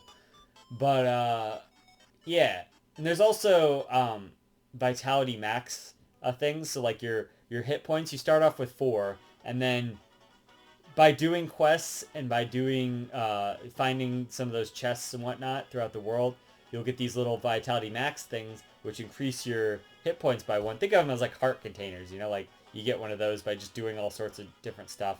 But you have to like really look for these things to raise your life there. So that's pretty cool. I don't even know if you can get more than like 1 in the demo or whatever. So you get to the dwarf village, you gotta go find all these dwarves and stuff, and you find this kid, and he's like whining about or whatever, and his face is funny as shit when he's like whining, and then you like take him back to you're the town hero or whatever, and then they unlock the way forward or whatnot. Yeah.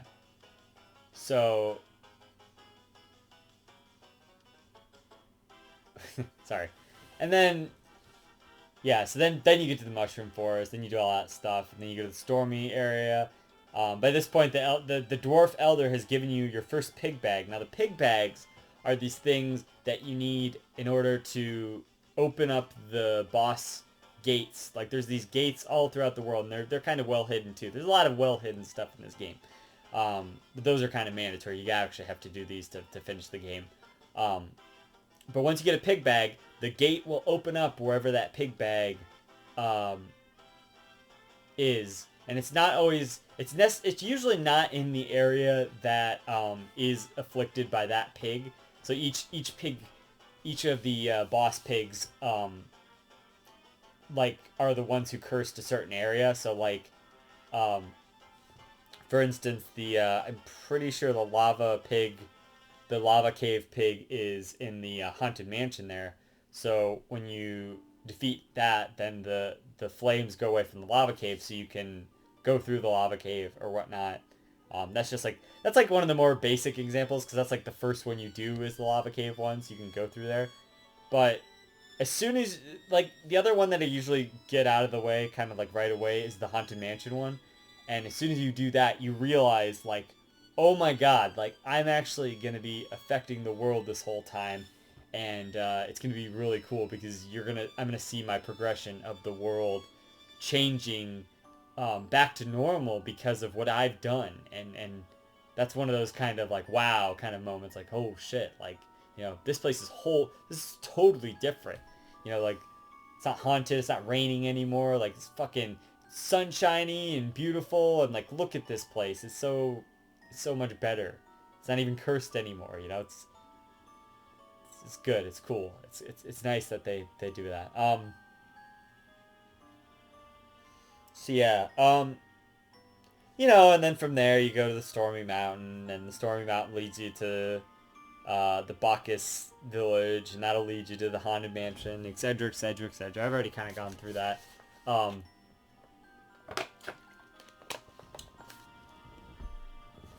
But it's just fun to do kind of all the missions and talk to everyone and try to figure out what's going on, or just get little pieces of dialogue. Like, everyone has something to say about the world. That's what's cool. Oh, that's what I love about games like this, is, you know, it's like that Simon's Quest kind of mentality. You know, Simon's Quest wasn't very well translated or whatnot, but this is that perfected. What they were trying to do in Simon's Quest, give hints and stuff and all of that stuff, this is that perfected. All of the information that you need to complete every mission in this game is in the game somewhere. Somebody will tell you about everything, pretty much. Like, if you listen to them, somebody's gonna say something about it, or they'll give you a little hint to push you in the right direction, you know? And that's what I appreciate about this game. You don't need a guide to do it. I vouch for it because I did it earlier, except for that one part with the 7 friends. I just kind of gave up, alright? I didn't want to, like, be searching for him for hours, because I had already scoured every room of the Haunted Mansion to find this guy. I didn't figure he was going to be up on that platform, because that's just such a stupid place for him, but there he was anyway. Yeah. And, like, describing these things, it's like, it's not as cool as actually playing the game. Like, this is why this review is just not gonna cut the mustard. You just gotta play the game yourself. It's $10 on PSN. Like, go buy it, seriously. I recommend it. It's a wholehearted 10 out of 10. I'll just spoil that right now, because obviously it's gonna be a 10 out of 10. It's my favorite game. How's it not gonna be a 10 out of 10, right? It's an 11 out of 10. Okay? 12 out of 10. 100 out of 10. So many 10s. Mom is scared. How many 10s? I don't know. Anyway. It's a JonTron joke. Anyway. 10. Anyway, so yeah, and you just it's cool because as you progress through the game, you don't always have to be doing the main quest. it's very open in that sense, and that's what I really love about the game. Is the game is open, and yet you never feel lost. You know what I mean? It's dense in the fact that each area is small enough to where exploring is fun, and there's always secrets within that area, but you never get wholly lost, which I think is great because I mean, some people like getting lost and stuff, but I appreciate the fact that there's a lot of mystery to the game, but also you you um you also the areas are just well designed to where they're small, yet they feel big, but that's what I'm trying to say. It's just that each area is really well designed, in my opinion, I guess. And they're well filled with secrets and whatnot. And then you talk to a certain person and something changes. Like, there's one part where you need to get a bomb to blow up this door or whatever. And you had to talk to this guy. And I actually was stuck on that for a minute because I was like running around the world like, what am I doing? What do I do? Or whatever. And it was my fault because I was so distracted. I went, this is the part in the jungle, which is kind of later on. And then it's like, I went to go learn how to swim with Charles because you got to give him the banana smoothie or whatever.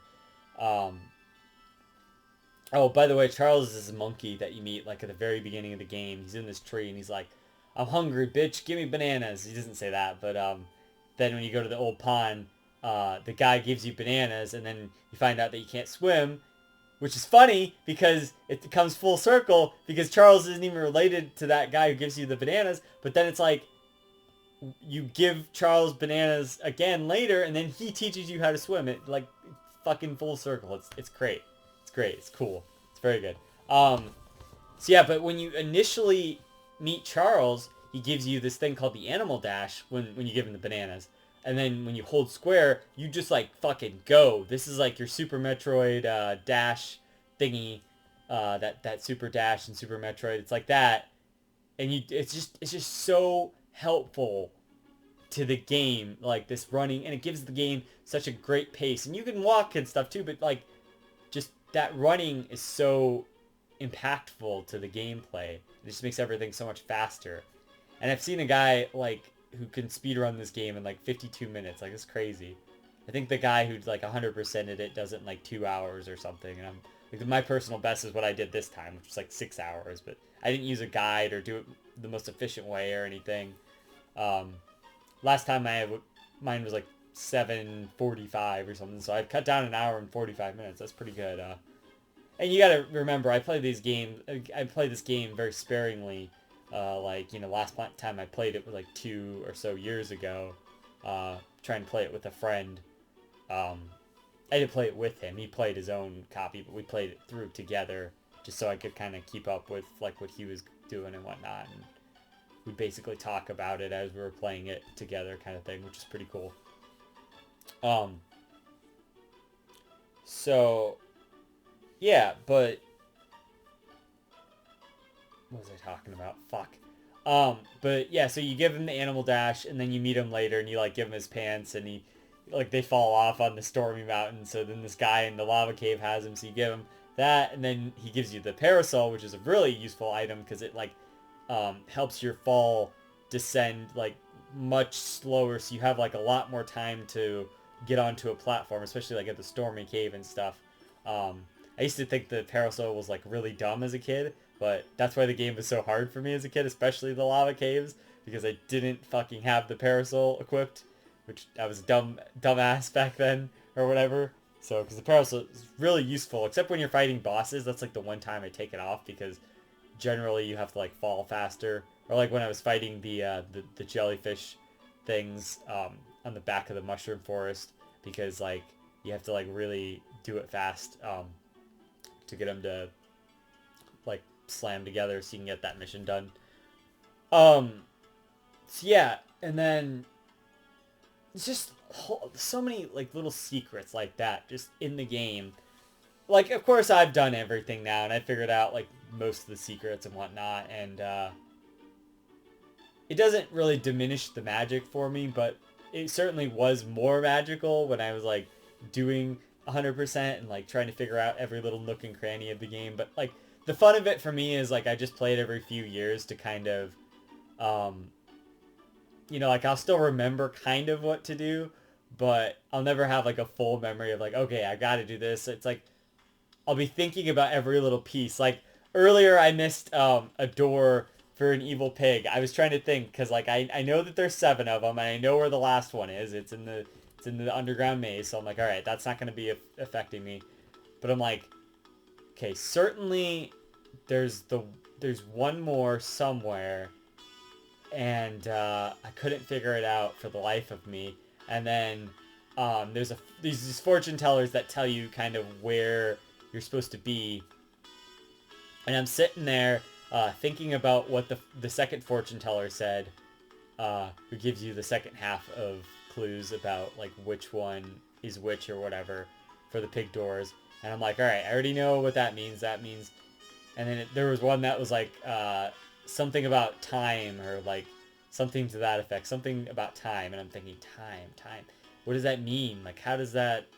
What could that even mean? And then I like, oh, it was the one at the clock tower. It was the one at the clock tower this whole time. The clock tower one. And then so yeah, that. I felt really dumb because I had like thought about that one like the whole time before was the clock tower one or whatever, and I could never figure out like when that was gonna like appear, but then I figured it out like later on that that's the one I was missing. So that's pretty cool. But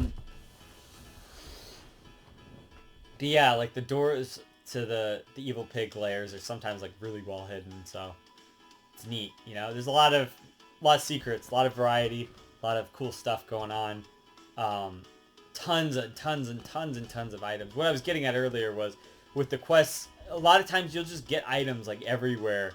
And it's almost like point and click style where, like in those point and click games, this is my point, is that like, you'll get some random thing and you won't know where to use it and you'll just try to use it with everyone, until you know where it's at. And like, of course I know where things go now, but like, that's part of the fun of the game, just thinking like, oh, can I use this thing on this guy? Is this what he wants? Is this what he needs? Or like, some people will say like, oh, hey, I was looking for this thing, or like, this guy might be looking for this thing, or like, this guy might have this thing, or, like, that's like a lot of the clues that people tell you, or like, there's this one guy who wants cheese in the Bacchus village, and he's like, yeah, like, will you get me a bunch of cheese? And like, you just get cheese everywhere, cheese from everything. Everyone gives you cheese. Like, lots of people give you cheese, and then you go back and give it to this guy, and he gives you one of the golden items or whatever. And you're like, oh shit, that's pretty cool. So yeah, it's neato, like, just stuff like that. So it's just a lot of fun putting all the pieces together and trying to figure out all of the things for the game and like, where does this go and how do I complete this mission and this and that. You have like a mission log, which is pretty cool. It'll tell you all the missions that you've unlocked and kind of which ones, there'll be spaces for the ones you haven't unlocked yet. And there's 130 missions altogether, which is really cool. Only a few of those are like story related, so you have like at least 100 or like 110 like real missions that are like, stuff that you can do and figure out how to do and stuff. It's just neat. So yeah, lots of good stuff there. Lots of content in the game, and when I say 6 hours or whatever, that's just for me, just because I knew how to play the game and I was just trying to do the most efficient run I knew how to do. But the game can take you a lot longer than that, or if you use a guide, it won't take you that long. But I think part of the fun of the game is trying to figure out where everything is and this and that, and trying to figure it out for yourself. So I wouldn't use a guide if you don't really, if you want the experience of the game. Don't use a guide, I would say.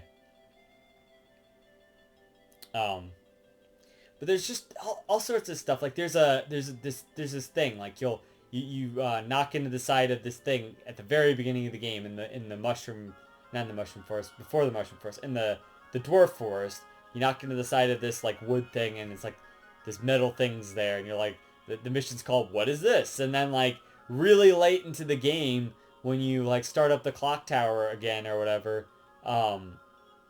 it you find out it's an elevator, and you're like, oh shit, and then it leads you to the underground maze, and it's like, oh, this fuck, like this is crazy, like that was a thing I did at the beginning of the game, you're like, just shit like that is like really cool, you know.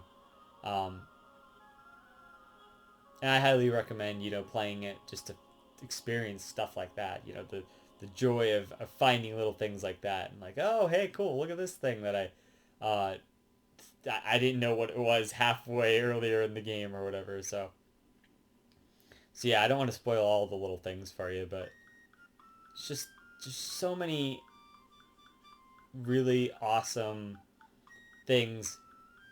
A lot of people will say things in the game, and those things don't even happen until like way later in the game. It's like it's really neat to experience all of that. And then, okay, speaking of experience, a nice little segue there. There's actually an experience system in the game too. So there's actually, you like level up and whatever, in a sense, by defeating certain types of enemies. So the pigs are the pink, leveling up that skill.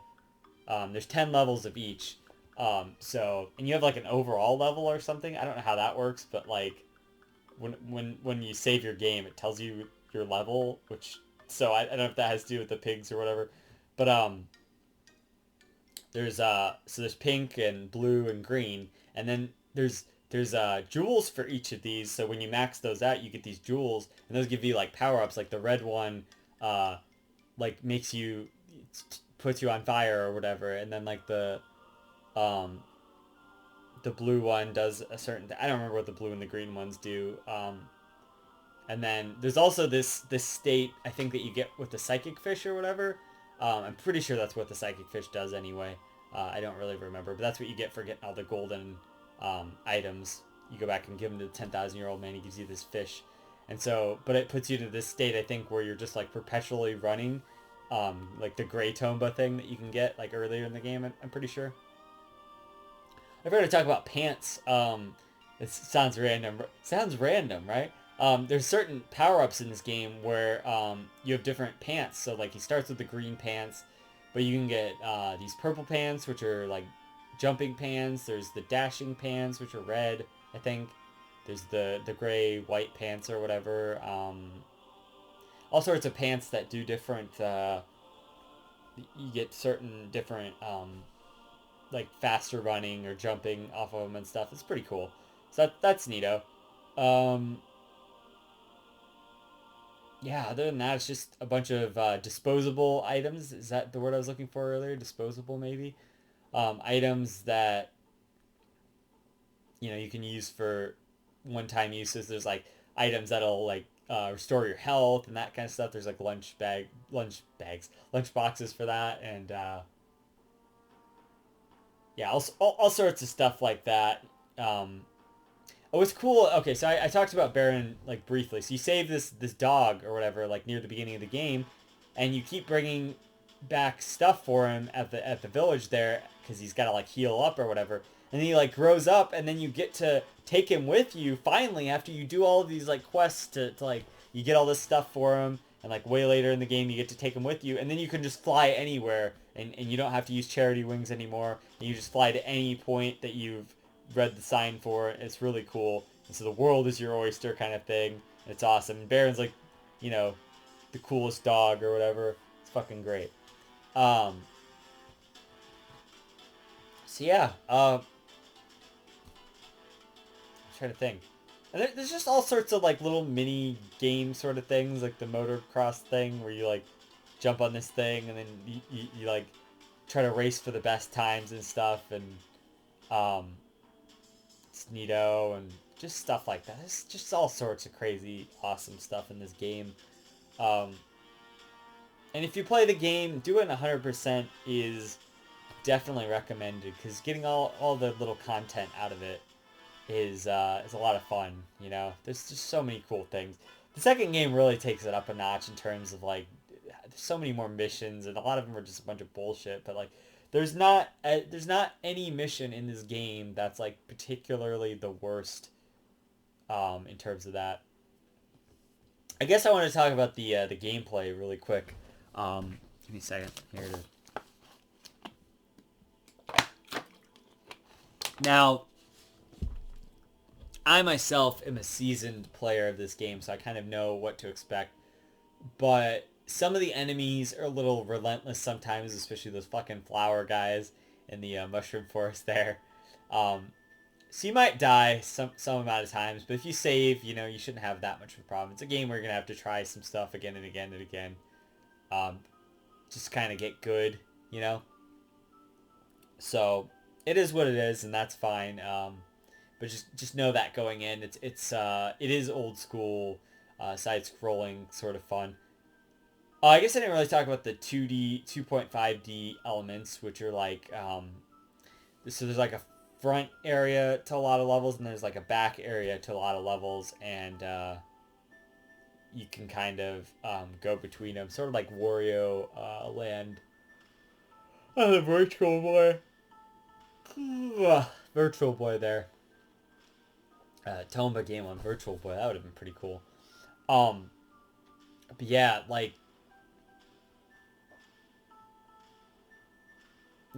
I don't know. It's just, it's a really amazing game. I know I'm just like talking about like the very mundane things about it, but it's just, the game is more of a game where I would love to just go through some time in a full playthrough and just be like, oh man, I love this part. I remember this part, like this part, and this part, and this part, like, because it's just so much better to see it. It's like the perfect game that, like, you know, people like stream games or whatever. That's the kind of game I would stream, is Tomba on PS1, because it's just such a fun game to, like, not necessarily to watch. Like, maybe it is to watch. I don't know. But just like to experience with somebody. You know what I mean? Like, for sure. But anyway, just because it's pretty wacky, and you kind of have to see it to really experience it. But yeah. But it's definitely awesome and hilarious and touching and heartwarming, and also it's quite the experience. It's just, it's magical. I think it's so hard to describe what kind of things I like about the game, and I hope I definitely did some of that. I want to talk about the music too before I get into that. But the music is just masterful, to say the least.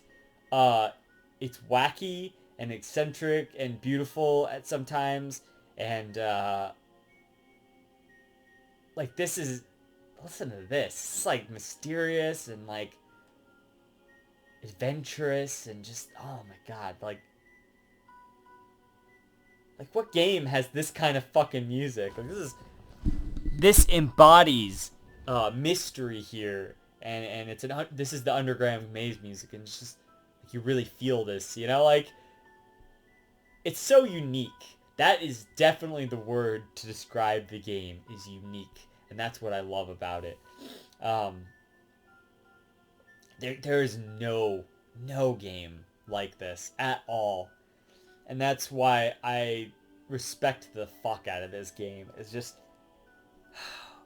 it is so one of a kind, and is such a one of a kind experience to have, and I think that's why I'm still so obsessed with it all this time later, is that it is so one of a kind, you know? It's just, it's such a magical experience, and that's the word I wanted to use, was magical, because it's just like, it embodies to me just the pure sense of nostalgia and childhood and innocence, and just that imagination of that era of my life, you know.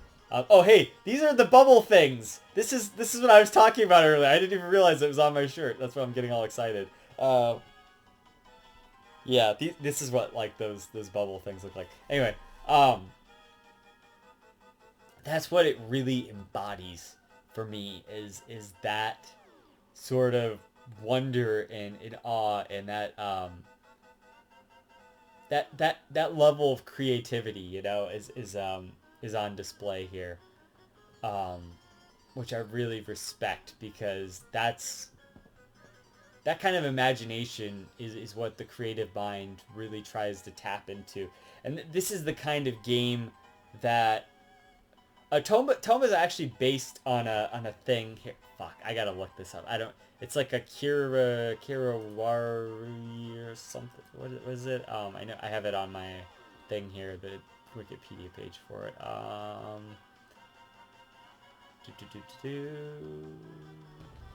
Oh, it's here somewhere. I know it is. I put it here because it was interesting. Here, Kiji Muna, which is it's a mythology of Okinawa.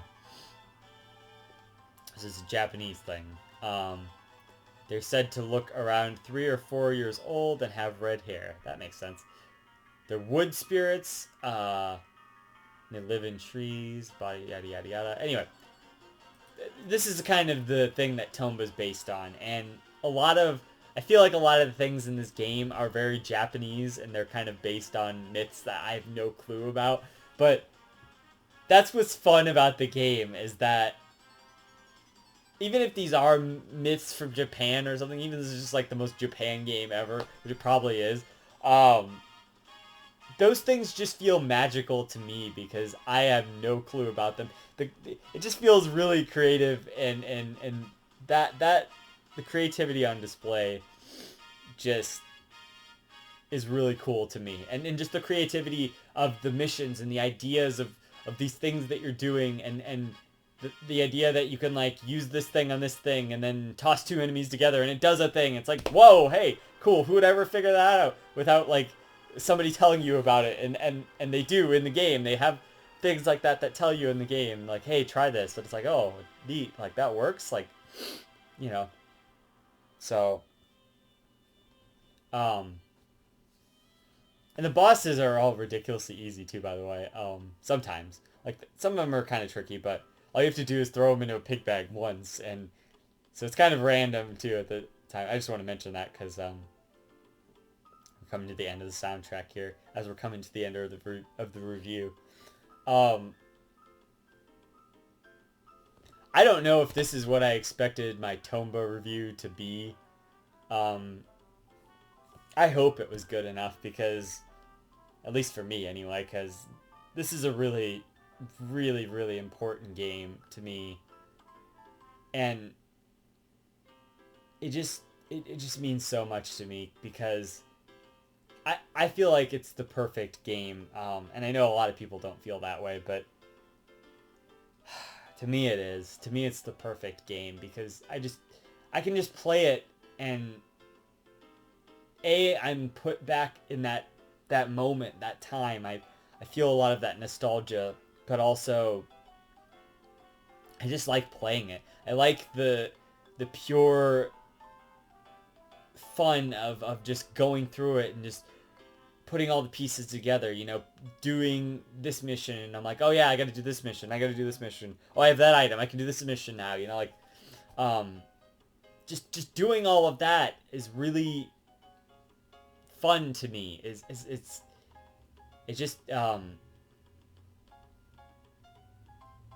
just makes me happy doing all of that. I get into this certain groove of just putting the pieces together of the whole. I have like the whole world mapped out, and I'm trying to think like, okay, can I do this thing now, or when can I do this, and just like trying to not sequence break necessarily, because the game gives you a lot of freedom. Just like, when can I do this thing? Can I do this thing now? Can I do this thing early? Oh, I didn't know I could do this early. This kind of thing, and then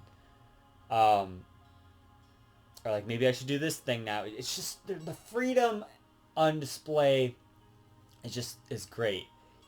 The game lets you do what you want to do and then get back to the main thing about killing the pigs and all of that, or killing the pigs, like capturing the pigs, whenever the fuck you want to do it. It gives you freedom but it also puts you on a path that also says like, hey, here's the main story, man. If you want to do some of these side missions, go for it, man. That's cool. That's why we're here. You know, we're having fun. This is fun. You know, we're having fun. This is Tomba. It's all about the fun.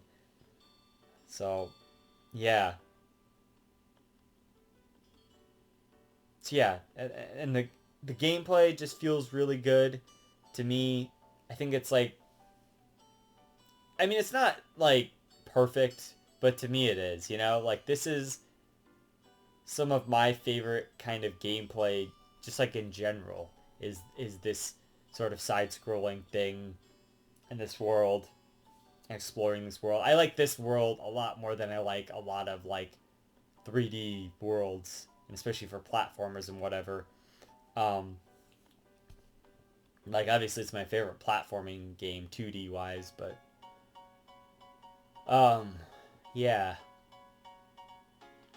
And, like, okay, it's like aesthetically, like I said, near the beginning of the review part, it really holds up super well, and the world is just so imaginative and wacky, and they really put a lot of creative details into the level design and the backgrounds and stuff. Like, it's not only just, like, your level that you can see, but, like, you can see, like, far into the background, and sometimes there's, like, landscapes that are, like, an ocean, like, way beyond, and you can see, like, a whole forest, like, near the beginning. It's insane, man. Like, so crazy. And you can only see that stuff when you go higher into the level. I never even thought of that. That's really cool, actually. Once you get onto the higher platforms, then you start seeing that background stuff. Wow. Yeah, that's neat. All perspective. They had this whole perspective thing, like, really figured out. I think that's really, really cool. Like, so visually, the game just holds up, like, super well. It's vibrant with colors. All of the enemies and all of the characters and Tomba himself, all the animations just look fucking awesome. And there's so much animation, and the animation is so lively, and because they're 2D sprites, okay, that's another thing I want to talk about, and this is the kind of stuff I think I'm going to miss, and feel bad that I didn't talk about it later. In an era of 3D games, like Metal Gear Solid, like Ocarina of Time, when we're pushing 3D games, and those 3D games were great, but there's a lot of crappy 3D games out there too, but a lot of them were really good, like Spyro and stuff. Those were all really good 3D games. Those are another set of games where I'm just like, wow, they really did 3D, like, super well in these games.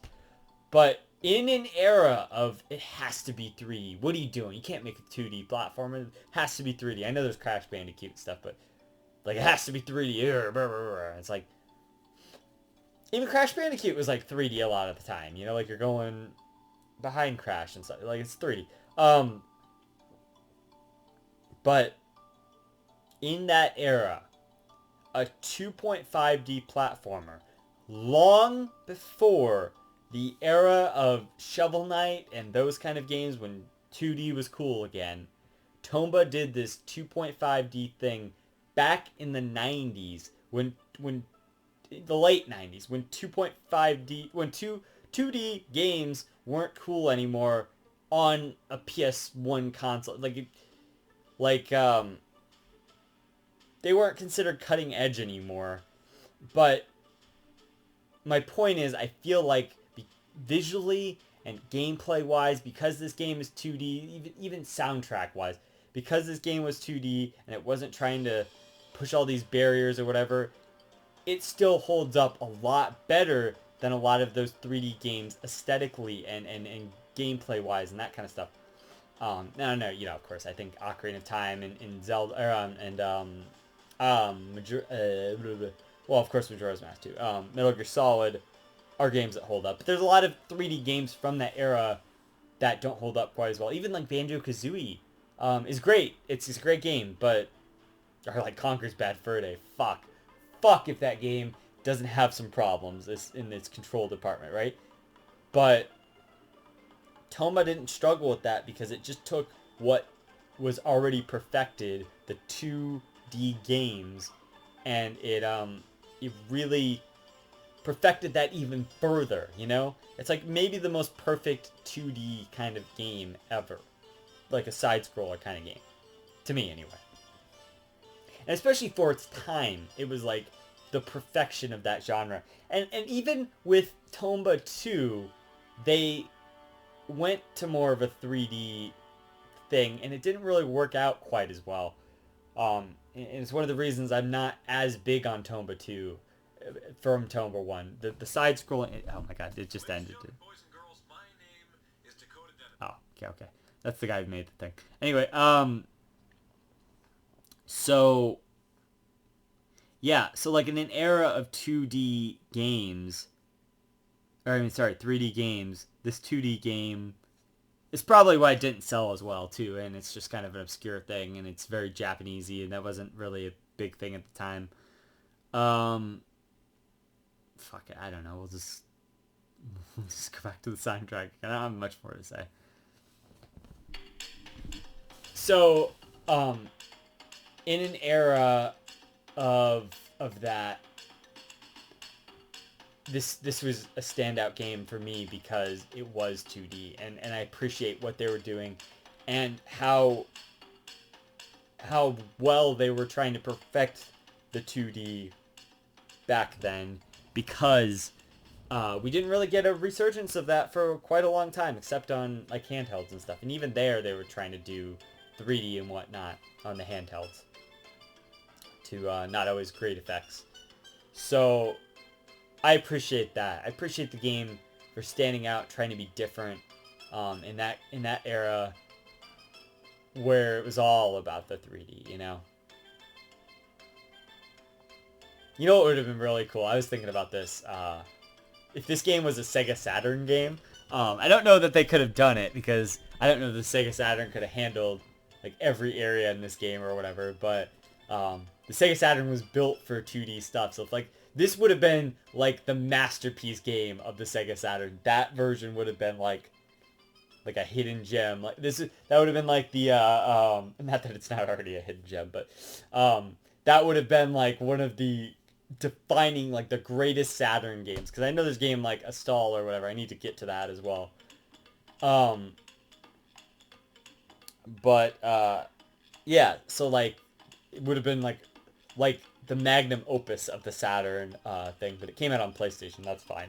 I don't think it's 97 the Saturn would have put this game out, but I would love to have this game on Saturn. That's all I'm saying. But I do using the PlayStation controller. This is the perfect controller for this game.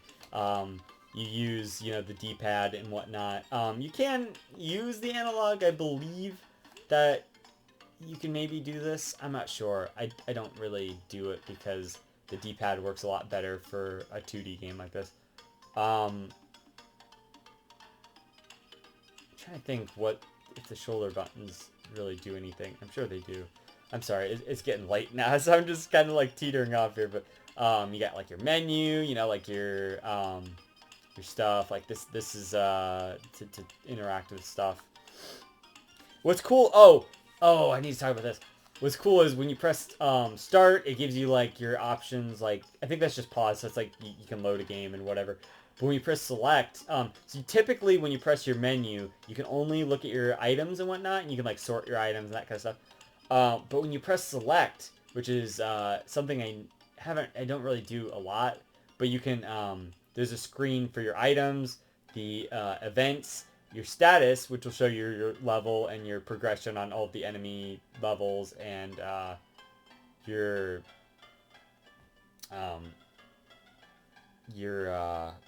adventure points and stuff. There's one I'm missing. Something I talked about earlier. Anyway, but if you hit select, then you can also see the map, which was super cool for the time. Seeing the whole world. I remember getting really like now I get really nostalgic about the map, but I remember I'm nostalgic because back in the day I remember that feeling, that like childhood awe of like looking at the map and just being like, whoa, like look at all these places, like I wonder what could be, beyond where I'm at right now. Like, it's fucking awesome, like crazy, and like look at this big world and how it's all connected and stuff, and like it's just so cool. So yeah, definitely cool, and I just love the PS3 controller. It's definitely one of my favorite, if not my favorite controller. So playing Tomba with this is just like super natural, and I love it. So yeah, there's that.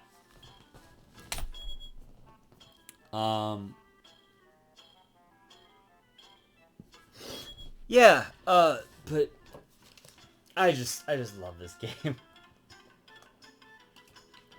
If that wasn't already clear, it's my favorite game. I love this game so much. It just means everything to me. It is the game that helped me become a gamer, helped me really love gaming. This is the game that made me passionate about gaming, is this game. And I have so much history with it, and just missing it for all of those years was such a struggle, but I almost wouldn't have it any other way because it made me just love the game that much more, you know what I mean? So, and that's just all part of my awesome story with it and all of that, and I have, I try not to play it too many times, but I pick it up every few years and just dust it off and re-go through it because I just kind of had to. And I was really feeling the urge to just kind of do that this weekend because I just really wanted to play this game again. I just really felt like I needed to, and just go through it because I knew even though I know every aspect of the game, I just have a lot of fun performing all of the tasks of the game and just doing the actions of the game. I knew that was going to be, that the act of doing that would be fun for me. So, and it was, and I had a lot of fun. I had a really good time doing it. And if you haven't played Tomba, I haven't spoiled everything for you, don't worry. Go pick it up on PSN. It is $10. I think it might even be less now. I don't know.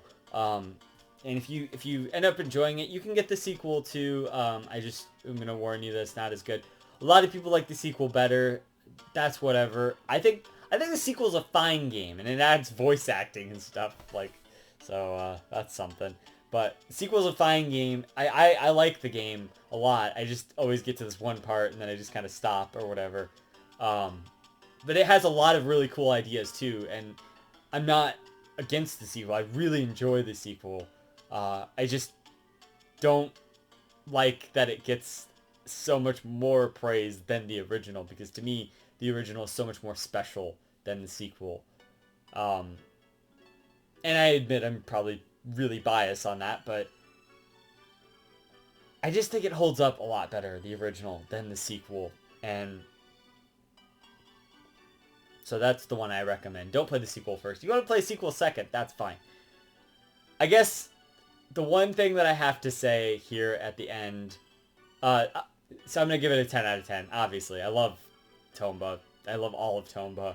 Even the sequel. Sequel I'd probably give it like a 9 or an 8 or something. I haven't played it to completion since high school, so it's been like, 10 years or whatever. It's like sophomore year, so it was like 2009 or 10. It's 2009 it would be. So that was like, 11 years ago.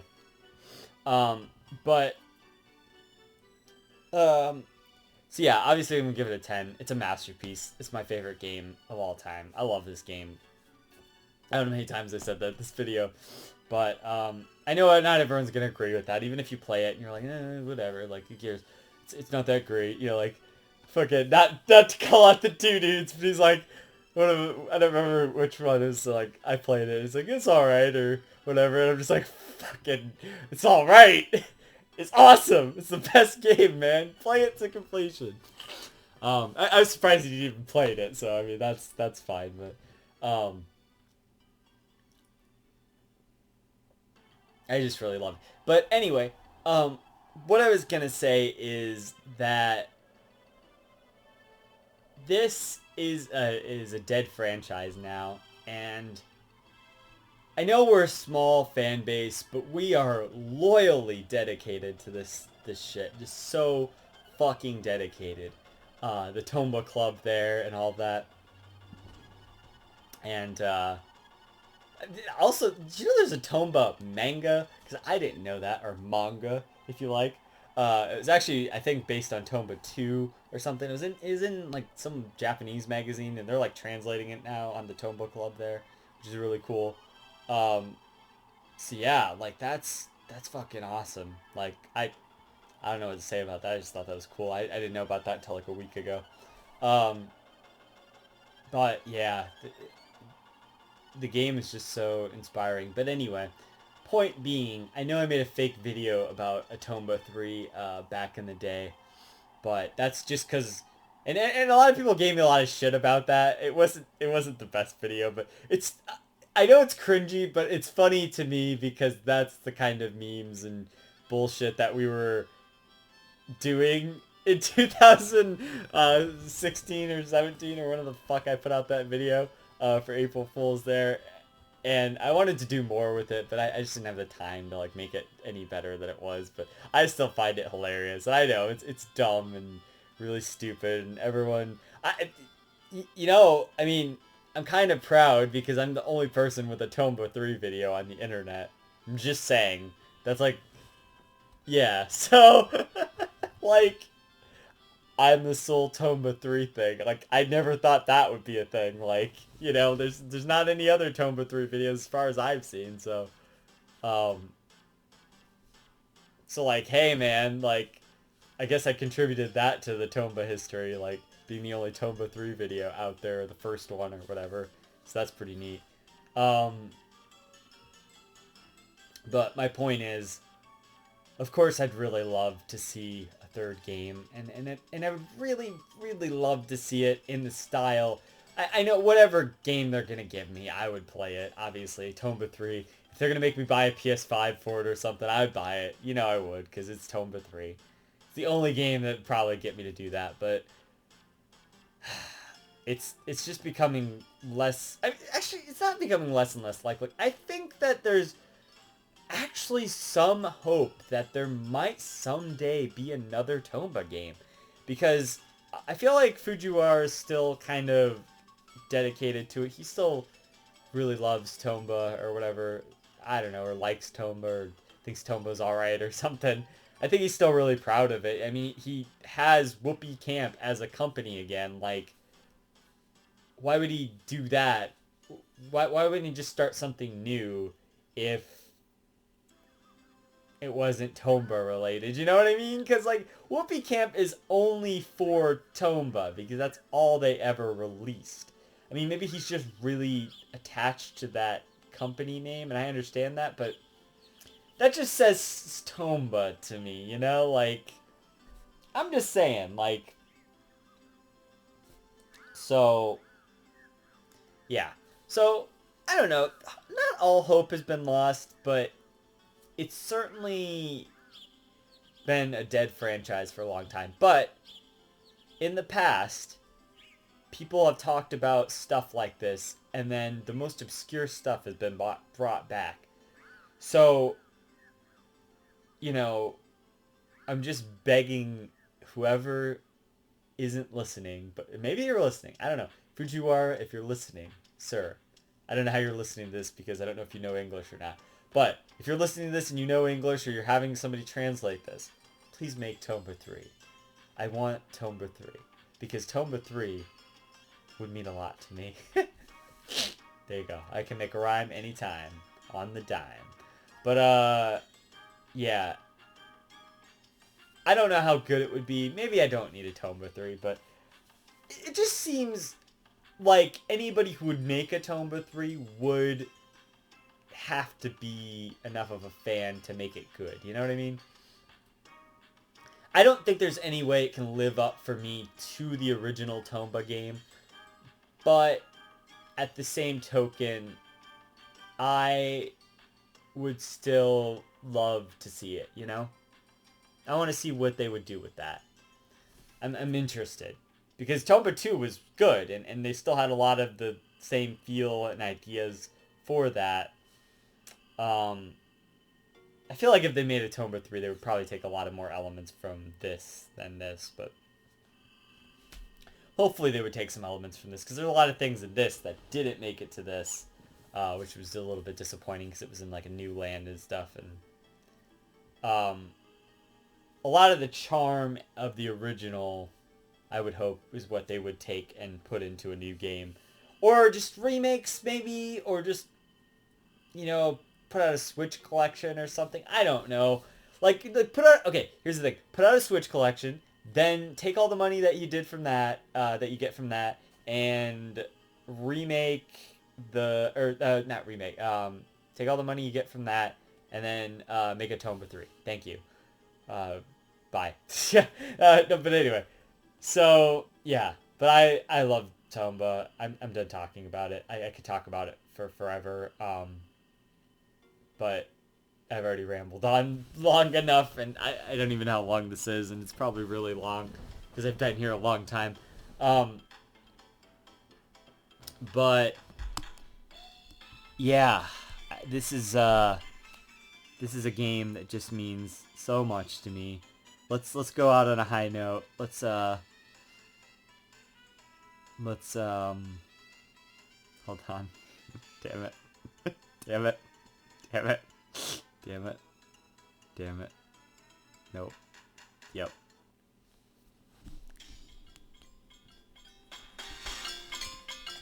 Let's listen to some of this.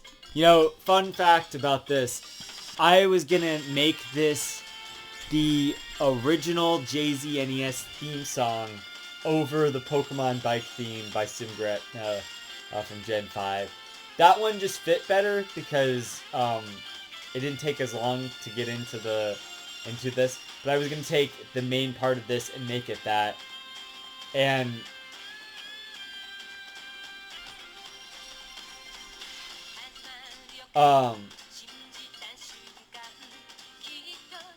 but it just, like, the other one just worked better for that. But because this song means so much to me, as it was the intro to Tomba without the singing. But yeah, and I really would love to know what they're saying here. So someday maybe it'll make it my goal to translate this, or see if there's a translated version. I've looked around a little bit, but it's kind of like the best is yet to come. I don't know if I really want it translated, because this just means Tomba to me. But like, maybe these words don't mean very Tomba related things. You know what I'm saying? But yeah. Anyway, I love this game. You need to play it if you have not. This has been JZNES saying keep it classic. Stick around for more reviews, underrated games like Tomba, the most underrated game of all time. Probably not, but it is very underrated. I would say still to this day, even with all of the hype it's gotten. I mean, the little amounts of hype it's gotten here and there, it's still very underrated. You gotta play it. This is a one-of-a-kind, must-play game. I love this game. It is my favorite game of all time. And this disc is the most prized disc in my collection, because this is the original disc that I experienced this game with.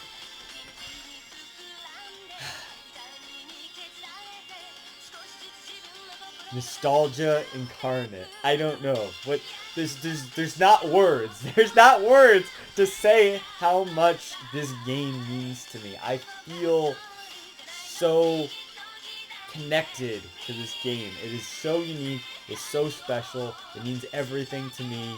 It is what I cut my gaming teeth on. It is why I'm passionate about gaming. It's why this channel exists.